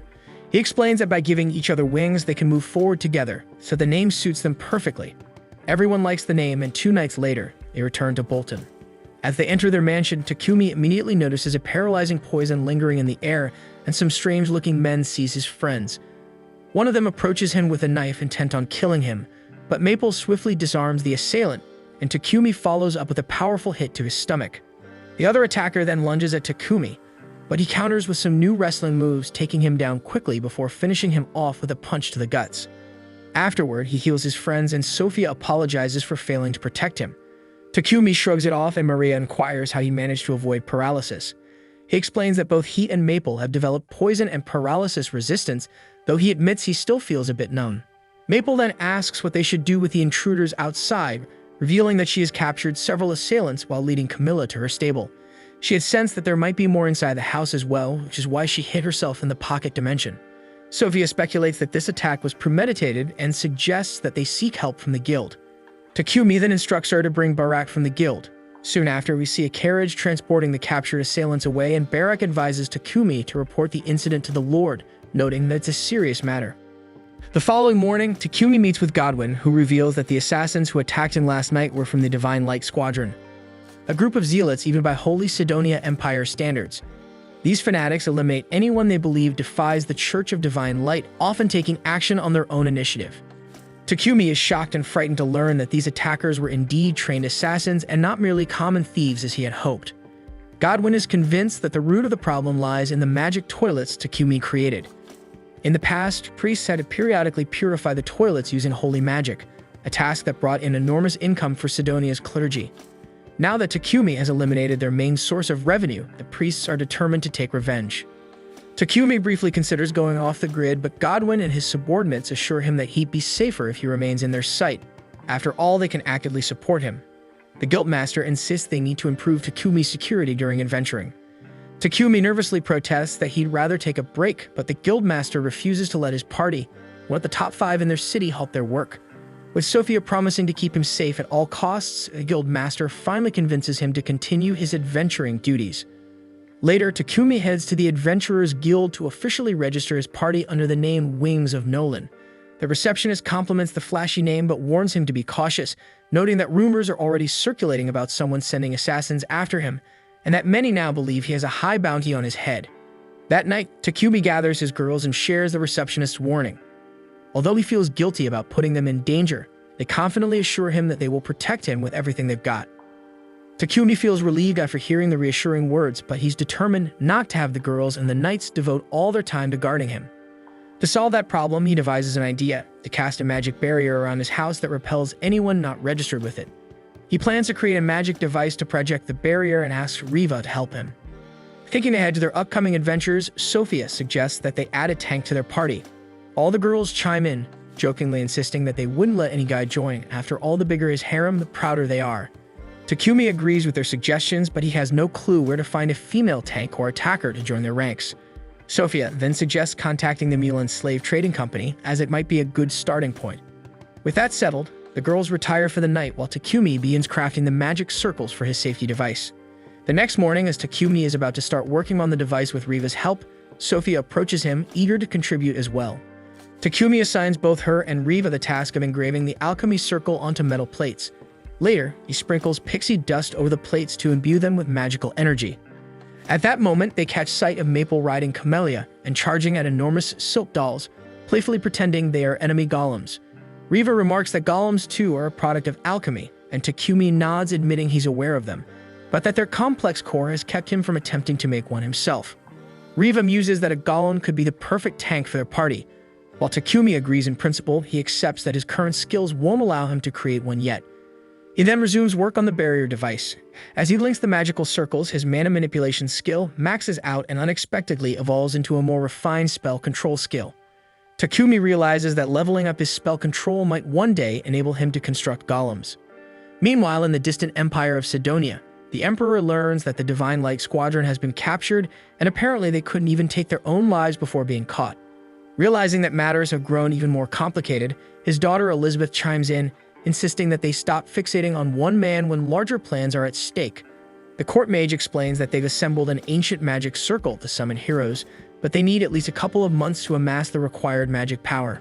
At the same time, Takumi attempts to synthesize a golem's core through alchemy, but his skills fall short of the mark. Observing his struggles, Maple suggests that instead of creating one from scratch, he might simply tame an existing golem. Intrigued by her idea, he immediately consults Sophia about where such golems might be found. Sophia informs him that stray stone golems can be found among ancient ruins, while iron golems typically reside within dungeons. Takumi is taken aback to learn that dungeons exist in this realm, and he quickly decides that acquiring an iron golem would be ideal. Despite Sophia's warnings that charging into a dungeon without a proper tank or frontline attacker would be reckless, Takumi is determined and leads his party toward the dungeon. Before they even reach the dungeon's entrance, they encounter a massive stray stone golem. Sophia advises that its control core must be destroyed if they hope to defeat it. However, Takumi is reluctant to destroy the core, as it is the very component he desires. Suddenly, the golem becomes alert, its eyes beginning to glow, and it pivots toward them. Both Takumi and Sophia instinctively duck. While Sophia urges caution, insisting that fighting the golem would be too risky, Takumi counters that if they can tame it, the golem would serve as a formidable tank for their party. Without hesitation, he leaps down to confront the golem, and the girls have no choice but to follow his lead. As the golem advances surrounded by his party, Takumi unexpectedly senses a connection with the creature. He orders his companions to hold their fire, approaching the golem slowly and studying it intently. In that moment, he realizes that the golem was originally programmed to guard ruins dedicated to the goddess Nolan, and it now seems to be reacting to her blessings on him. Relying on his taming abilities, Takumi manages to subdue the golem with ease, much to everyone's astonishment. Maple, excited by the prospect of gaining a new junior, prompts him to name the creature. After a brief moment of thought, he christens the old golem Titan. The newly tamed Titan attempts to communicate, but its language remains a mystery. Takumi considers fitting it with a voice box, yet he quickly realizes that parading such a colossal being into the city would undoubtedly incite panic. He even contemplates transporting the golem via his pocket dimension. However, before he can decide, Titan unexpectedly sheds all its mass and shrinks down into a miniature version of itself. Upon returning home, Takumi immediately sets his mind on designing a new body for Titan. But before he even begins manufacturing, he calls a critical meeting with his slaves. He explains that there are enemies after him and that he doesn't want them to be caught in the crossfire. For this reason, he proposes dissolving their contracts so they can safely return to their own lives. The girls are horrified at the suggestion, insisting they will not abandon him even in the face of danger. In response, Takumi reminds them that he still has Titan and his two pets to protect him, and he promises to pay them handsomely, so that once his contracts end, they won't be forced to be a slave to someone else. But despite his assurances, the girls are reluctant to accept the idea. Suddenly, Maria slams her spear toward him, declaring that if he really intends to release them, he'll have to answer to her first. She launches into a passionate tirade, condemning him for even considering leaving them behind during such perilous times. Overcome by emotion, both Maria and Takumi break down. Sophia then steps in to comfort a tearful Maria, explaining that while she understands Takumi's concern for their safety, his suggestion to send them away during his worst moments hurt them deeply.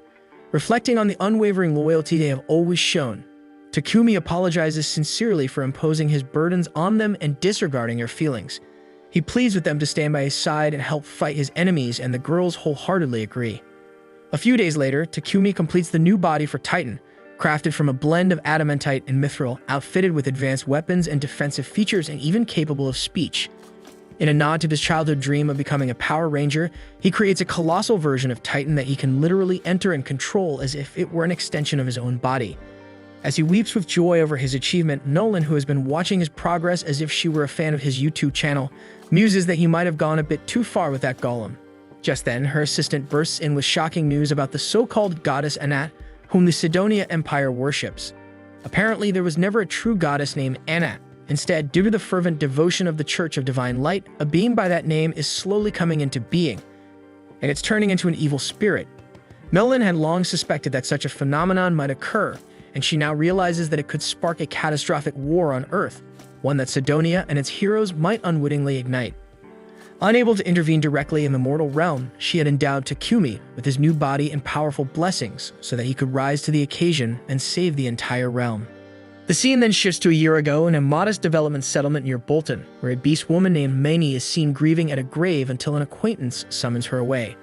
Sitting inside one of the train's carriages, Manny overhears a conversation in which people lament that there's no escape but this village, and they bemoan how the local economy collapsed because the nobles did whatever they pleased, leading to the village's destruction and abandonment as the nobles fled to nearby lands. One woman in the discussion even points out that Manny's husband labored himself to death without receiving proper care, placing the blame squarely on the nobles. A year after the village was abandoned, Godwin learns that the refugees were kindly taken in by Count Rockford at that time. His two subordinates are incensed by the nobles' pettiness over the matter, but Godwin stresses that they cannot forsake those who have lost their homes. In fact, Rockford has sent a letter requesting that the 1,000 refugees be granted a new home, so it was clear that a vast expanse of land was needed. But the only available territory was notorious for its roaming monsters, a formidable obstacle that could only be overcome by summoning the one person uniquely capable of handling such threats. Shifting our focus, we move on to Takumi, who believes it's a brilliant plan for the Wings of Nolan to tackle a dungeon challenge. Upon arriving at the labyrinth's entrance, Takumi reflects that it is the first time he has to explore such a mysterious place. And out of the many available dungeons, they chose one rated as the second most difficult, the Beast King Forest, which, although located underground, boasts expansive skies and lush woods. Inside the dungeon, even though the monsters are far more powerful than those encountered outside, the party's rigorous training gives them an advantage. Thanks to Maple's sharp senses, they detect enemy movements early, allowing them to launch surprise attacks and set up effective defenses. Moreover, with Titan taking the brunt of the monsters' assaults as their tank, the Wings of Nolan systematically defeat the bosses on each floor and collect the treasures that drop in the wake of their victories. After an entire day of exploration, the team finally reaches the labyrinth's final floor. Spirits are high as they marvel at having come so far with hardly a scratch on them, and Takumi attributes their success to their careful avoidance of traps. But no sooner does he finish his remark than he inadvertently steps on a concealed false floor, triggering a massive iron ball that begins to roll ominously behind them. Fortunately, they manage to sprint away just in time to evade its crushing impact. Once they regroup in safety, Maple quips whether Titan could have simply destroyed the iron ball. Takumi explains that while Titan certainly had the power to do so, he had commanded an orderly retreat instead, and Titan had obeyed perfectly. In the midst of their conversation, one of the passageways mysteriously seals shut, leaving them no choice but to follow the sole remaining route. Takumi senses that this new path leads to an uninviting locale, and as if on cue, an S-rank Earth Dragon suddenly emerges from the shadows. The sight makes Takumi long for the might of the great Titan, wishing he had been with him to confront this formidable beast. The ensuing battle clearly favors the dragon, whose relentless assault forces the Wings of Nolan to remain perpetually on the defensive.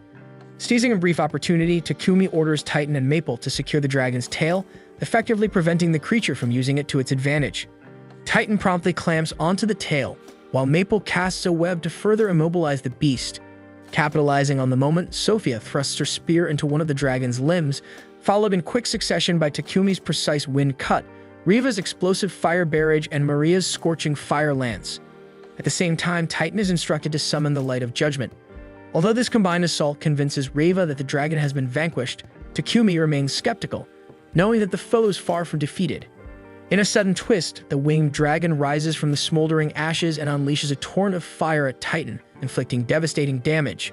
Amid the chaos, Sophia discerns that the dragon's flank is its weak point. Seizing the moment, Takumi summons Camellia, commanding her to charge and deliver a powerful headbutt to that vulnerable side.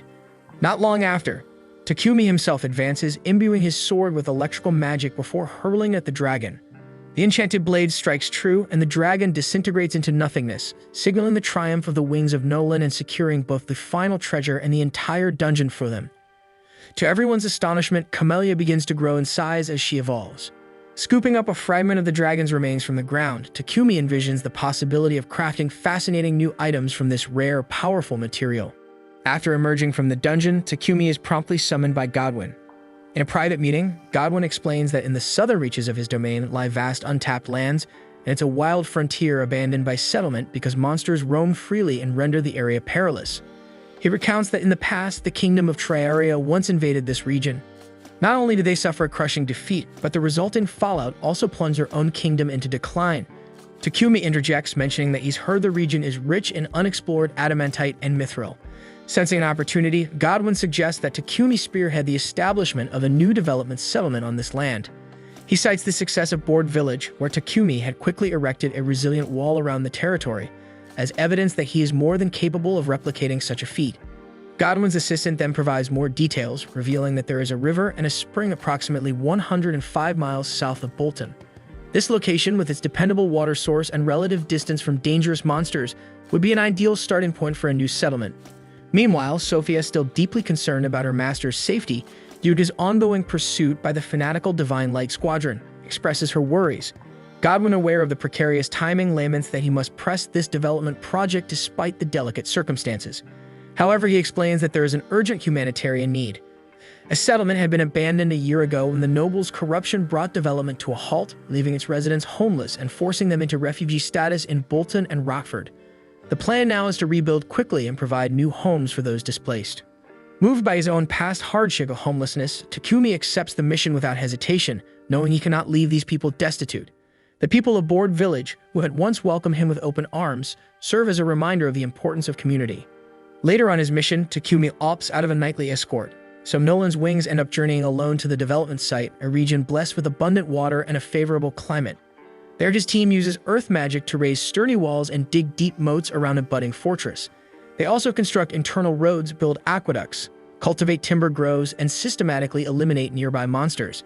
After working for a while, Takumi tells Sophia to return to Bolton and summon the new residents for this promising new settlement. When Sophia arrives and relays the news, Godwin is utterly astonished that the settlement has been completed and is ready to welcome refugees after only 10 days of construction. Consequently, a convoy carrying the displaced people is dispatched. Along the journey, the refugees murmur among themselves that they're being sent to the southern border, an undeveloped, monster-infested wasteland where they fear they're destined to perish, merely to rid the nobles of their burdens. From their overheard conversations, it appears that the entire operation was entrusted to a man sent from Bolton, a rich, callous individual who treats the poor as nothing more than disposable pawns. At the journey's end, the warriors tasked with escorting the convoy are left speechless by the sheer size of the wall encircling the new settlement. Their amazement deepens when they notice not only perfectly constructed houses, but also a castle standing proudly in the center of the area.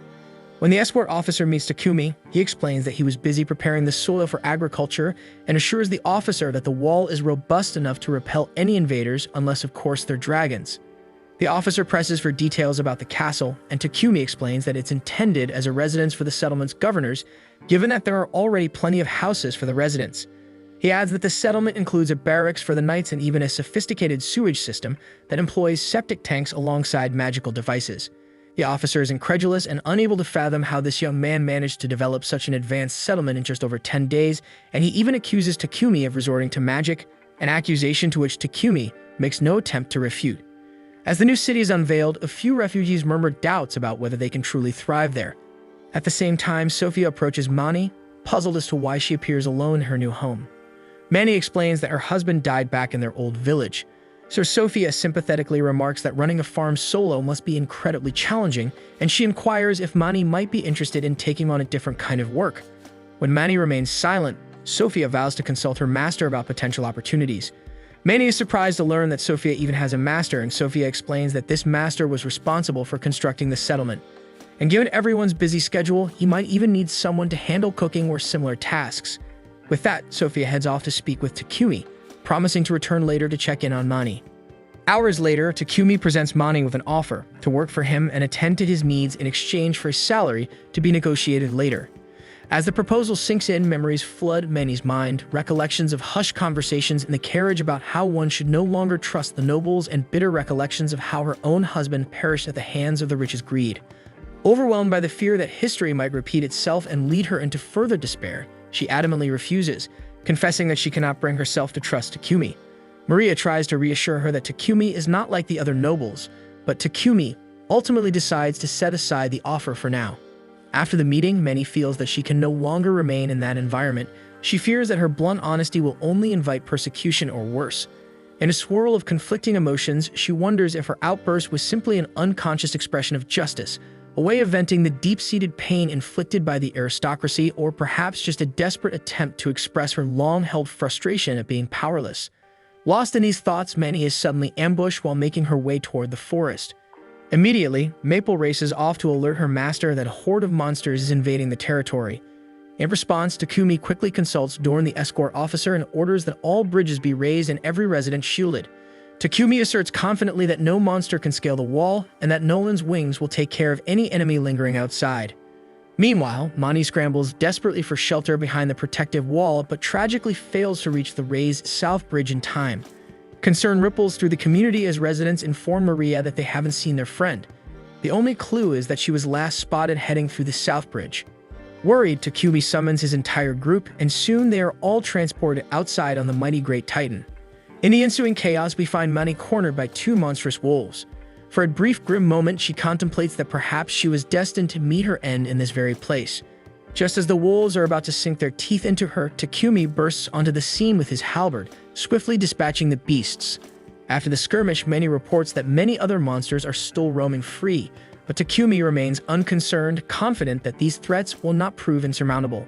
Just then, the rest of the group returns, reporting that all remaining foes have been vanquished. Takumi, with a playful smile, jokes that they truly are the best crew around. As she listens, Mani notices that Takumi has sustained an injury. Without hesitation, she quickly tends to his wound and apologizes for her earlier harsh words. Takumi, however, simply shows his relief and gratitude that she wasn't harmed. After all, he is determined that no villager under his protection should ever be injured, as he dreams of a peaceful life for everyone. In that moment, Mani begins to see that this young man is nothing like the corrupt nobles she once knew. He is kind, genuine, and truly magnificent. Realizing it may be too late to turn back, she confesses her heartfelt desire to serve him as he had previously offered. Takumi gladly accepts her into his fold, and the other girls chime in to welcome their new comrade. Meanwhile, back in Bolton, Dorn reports to Godwin the resounding success of Takumi's efforts in establishing the new settlement. Brimming with pride, Godwin muses whether this thriving town might serve as the vital cog in their grand plan. Elsewhere in the sacred empire of Sidonia, the king receives a letter from the kingdom of Triaria. The message states that a fortress town with a formidable castle has suddenly sprung up on the undeveloped lands near the kingdom of Barcula, and that the knights dispatched there were sent from Bolton. The letter also hints that the alchemist might be involved, a move that could be interpreted as an indirect probe by the Empire of Sidonia. In response, Elizabeth decrees that the kingdom of Barcula can no longer be allowed to dominate the region. Sidonia must assert itself as the sole ruler of the continent. When the king questions her meaning, she explains that the time has come for a decisive counterattack. Returning to Takumi, he inspects a well-traveled road, considering its potential for trade once Mani brings in the lunchboxes the master requested. Suddenly, an explosive surge of energy bursts forth from within a rock, channeled through a fissure and blasted across the continent with overwhelming force. The shockwave blinds and terrifies the wings of Nolan, which had been far from the source. Maple comments that he sensed a very foul mana emanating from the blast, and Sophia's intuition confirms that something is dreadfully amiss. At that moment, Takumi recalls that Nolan had manipulated time when summoning him to this world, sending the alchemist back a year before the heroes were even called, and that it has now been exactly 1 year since his arrival, meaning they have finally reached a pivotal moment. In the midst of these stirring events, Akira Yamato and Akane appear in the mysterious Hall of Sidonia, where they are warmly greeted by Elizabeth, setting the stage for the next chapter of their epic saga. Then we see that 3 months pass after the hero was summoned, and all of them have now reached A rank. Nolan, ever watchful, anticipates that Sidonia will soon make its move, and just as expected, Elizabeth gathers the heroes for an important announcement. With a mix of excitement and solemnity, she declares that the time has finally come to introduce the world to its new heroes, and she plans to take them across the continent to display their power. Akira and Yamato are thrilled at the prospect of venturing out and being hailed as heroes, while Akane, though clearly uneasy, masks her suspicion and pretends to share their excitement so that neither Elizabeth nor the king become aware of her doubts. Meanwhile, we see that the village that Takumi built has been christened Wedge Fort and is thriving, with merchants and craftsmen moving in to launch their businesses. The prosperity is palpable, a testament to his vision and hard work. Outside the village in the forest, Sophia is busy slaying monsters. After she cuts one in half, a nearby maple calls out to her and proudly displays the creature she captured. However, Sophia instantly recognizes it as a bush lizard, a creature she'd seen before, and her heart sinks as she realizes that the monsters in the area seem to be growing stronger. Alarmed, she reports her findings to the others. Many offer to help with the exterminations, but Sophia insists she can handle it on her own. Her worry stems not from the task itself, but from the sudden inexplicable surge in the monster's strength. She speculated that these monsters were being driven out of their natural habitats for some unknown reason, and she couldn't shake the thought that the dramatic mana fluctuations they had experienced 3 months earlier might be behind this change. After all, if that surge of energy was significant enough to catch their attention, it likely had a profound effect on the local wildlife as well. Amid these unfolding events, Takumi, recalling Nolan's words about the heroes being summoned, knows he must proceed with extreme caution, even as he remains uncertain about what to expect next. Later that evening, Dorn informs Takumi that Barak urgently requests his return for a new quest. Agreeing to head back soon, Takumi first inquires with Dorn about any noteworthy happenings in Bolton during his absence. Dorn replies that nothing significant has changed except for a rumor circulating about 3 new heroes emerging in the Empire of Sidonia. Back home, news of these supposed heroes quickly sparks a lively discussion among the group about the implications of their summoning in Sidonia. While the others, unaware of the true nature of the heroes' summoning, Maria speculate that Nolan must have brought these champions to Sidonia in an effort to remedy its past misdeeds, but Takumi remains cynical, because in his eyes, Sidonia is still as rotten as it was when they once tried to kill him, and all he can hope for is that these newly summoned heroes turn out to be honorable. On Sidonia's, we see that unfortunately reality proves even harsher because Akira and Yamato have now earned a reputation as certified scumbags. Then, as the group prepares to board their carriage, Yamato sneers, questioning whether they truly intend to bring along that filthy demi-human. Lulu attempts to apologize for offending him, but Yamato is quick to dismiss her, outraged that she would even dare speak up. Akane immediately stands up for Lulu, asserting that Lulu is her personal attendant and should be treated with respect. In response, Akira spits that demi-humans are nothing more than slaves. Despite the tension, Akane's fondness for Lulu convinces him to allow her to ride along with them. Just before departure, Elizabeth and the king gather the heroes to pray to Anat, invoking divine aid to ensure their success in battle. Even if Anat wasn't once real, in this moment she has clearly become an active force. Upon returning to Bolton, Takumi and his party consult Hans for any news on the heroes reportedly summoned in Sidonia. Hans reveals that the group consists of 2 boys and 1 girl, and they all have black hair, which leads Takumi to suspect they are Japanese like himself. Hans adds that these heroes are supposedly on a mission to visit every church in Barkula, though he hints that this is merely a cover for their real objective, likely to demolish the churches of Nolan. In any case, Hans informs Takumi that Pepek has requested his party to escort him to the royal capital, and since it's a request from Pepek, Takumi agrees to the mission without hesitation.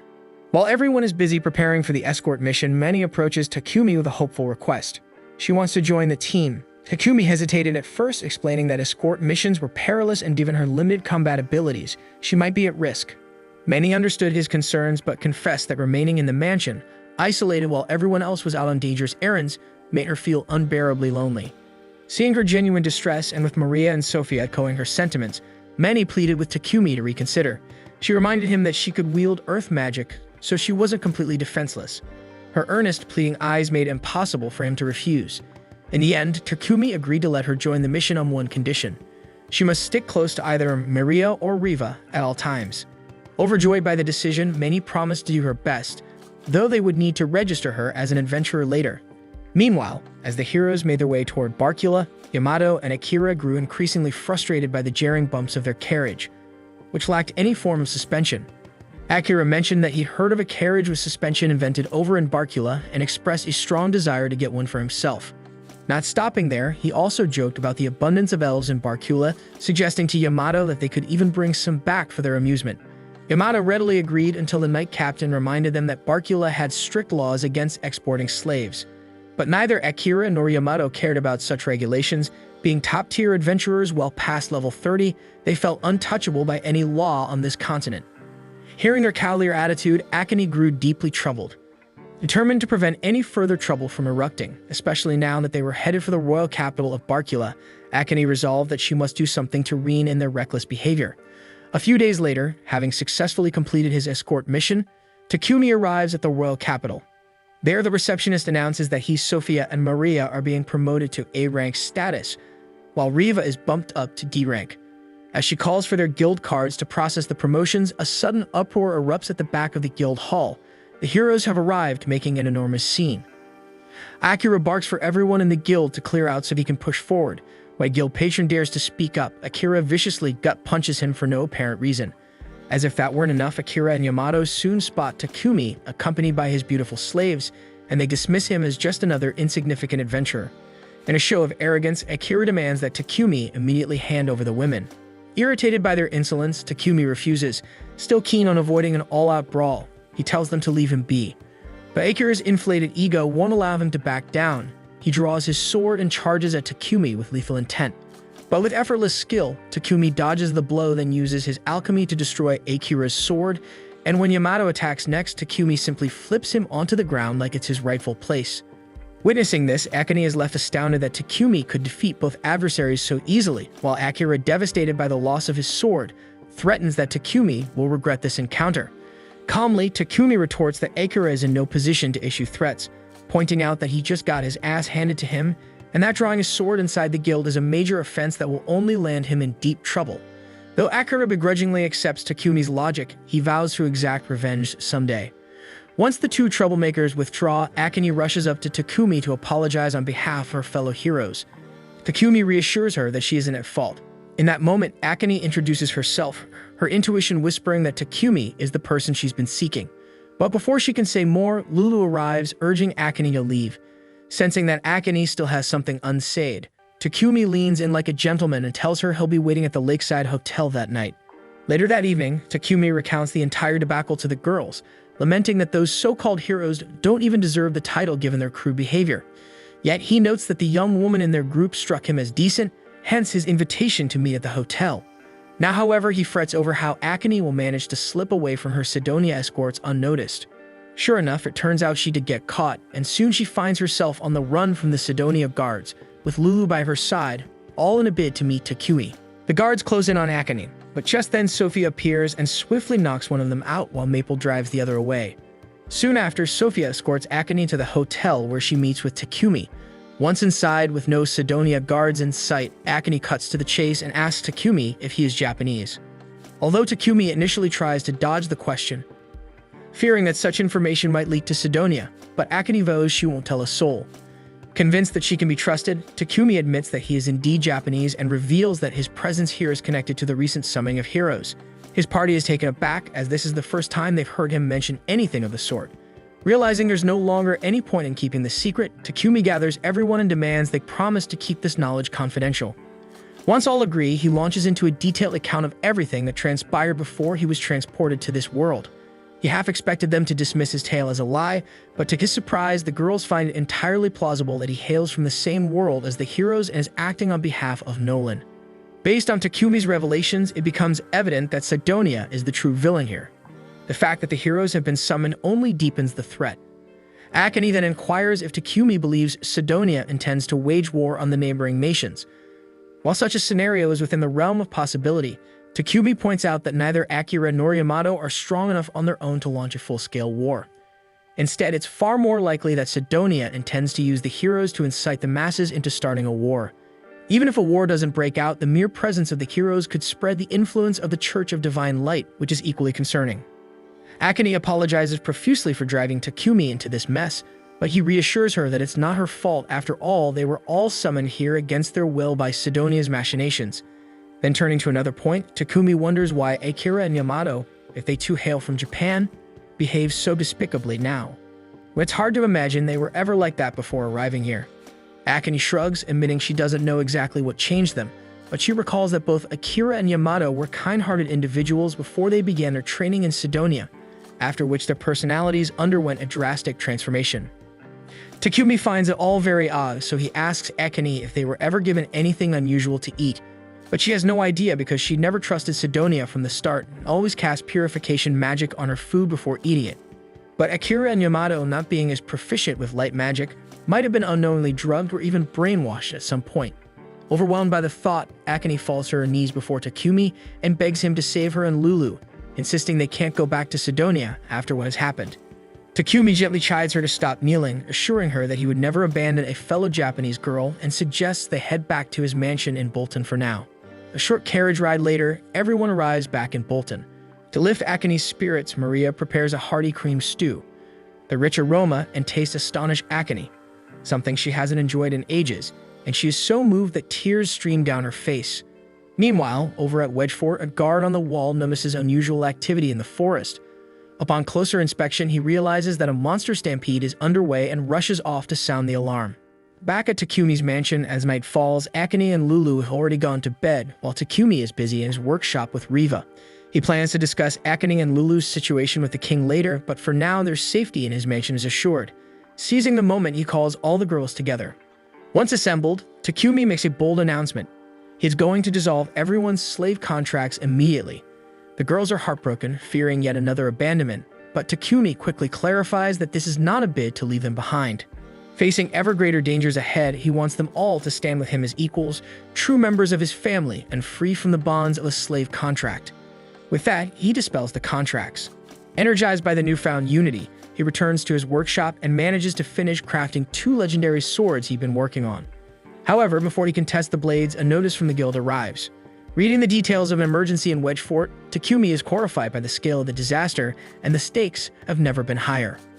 And immediately, Takumi and his girls rush to the guild, where the Lion Fang party and the guildmaster are already waiting. As soon as they arrive, Takumi inquires about the situation in his new town and learns that a stampede of monsters is barreling toward it. The Knight Captain has called on the guild to send their finest adventurers, but unfortunately, most of the high-ranking parties are out on other quests. Takumi's concern deepens, yet the receptionist confidently assures him that the 3 parties being dispatched for the mission are worth more than 100 other teams combined. At the mention of 3 parties, Riel starts to panic because he clearly knows who the third group is and isn't thrilled at the prospect of dealing with them. Before long, the Crimson Rose, the notorious third party, arrives. Their leader Marilda steps forward to introduce her all-female squad, greeting both Takumi's party and the Lion Fang group while deliberately ignoring Riel just to rile him up. The guildmaster then commands everyone to head to the new town and hold the line until the night order arrives. They promptly pile into Takumi's carriage, with Takumi leaving Akane and Lulu back at the mansion, and he even keeps Titan on guard. Inside the carriage, Takumi presents Sophia with the legendary sword he just crafted. He explains that he created a pair of unique blades, one designed to inflict brutal physical damage, which Sophia receives, and the other meant to inflict mental anguish with even the slightest scratch, which he plans to wield himself. Before long, the carriage pulls up at the outskirts of the new town. Confident that the tall wall will hold back the monsters long enough, Takumi is shocked to discover hundreds of winged beasts nearly scaling the wall, while even the ground-based foes have begun to climb. Realizing there's no time to lose, Takumi and his team immediately launch an all-out assault on the invaders, slaughtering them en masse to ease the pressure on the guards who hastily open the gates for reinforcements. Once inside the city, the 3 parties divide up to tackle the monsters lurking within the walls. Takumi and his girls fight relentlessly through the night, gradually clearing their sector so that the villagers can finally emerge from their homes. Grateful, the townsfolk thank Takumi for saving them, and he assigns Riva and Mani to tend to the injured while the rest of his team reinforces the efforts of the other parties. Soon after, Takumi reaches the opposite side of town, where he finds the adventurers intently watching the forest from atop the wall. They point out with suspicion that the monsters are retreating into the forest all at once, a coordinated movement that seems far too smart for ordinary beasts. One Knight explains that during the night the monsters behaved with unexpected cunning, launching attacks while the defenders slept and retreating swiftly if they sensed defeat.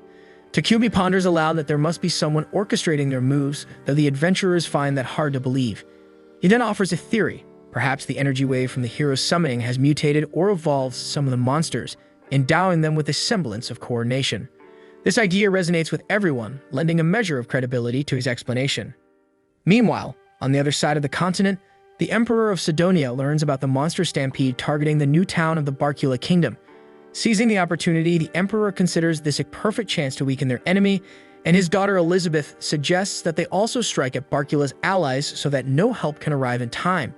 Pleased with the strategic thinking, the Emperor gives his blessing to send his heroes to attack the neighboring country. Back in the town, as the injured are being healed, Sophie remains vigilant on watch for any more monsters.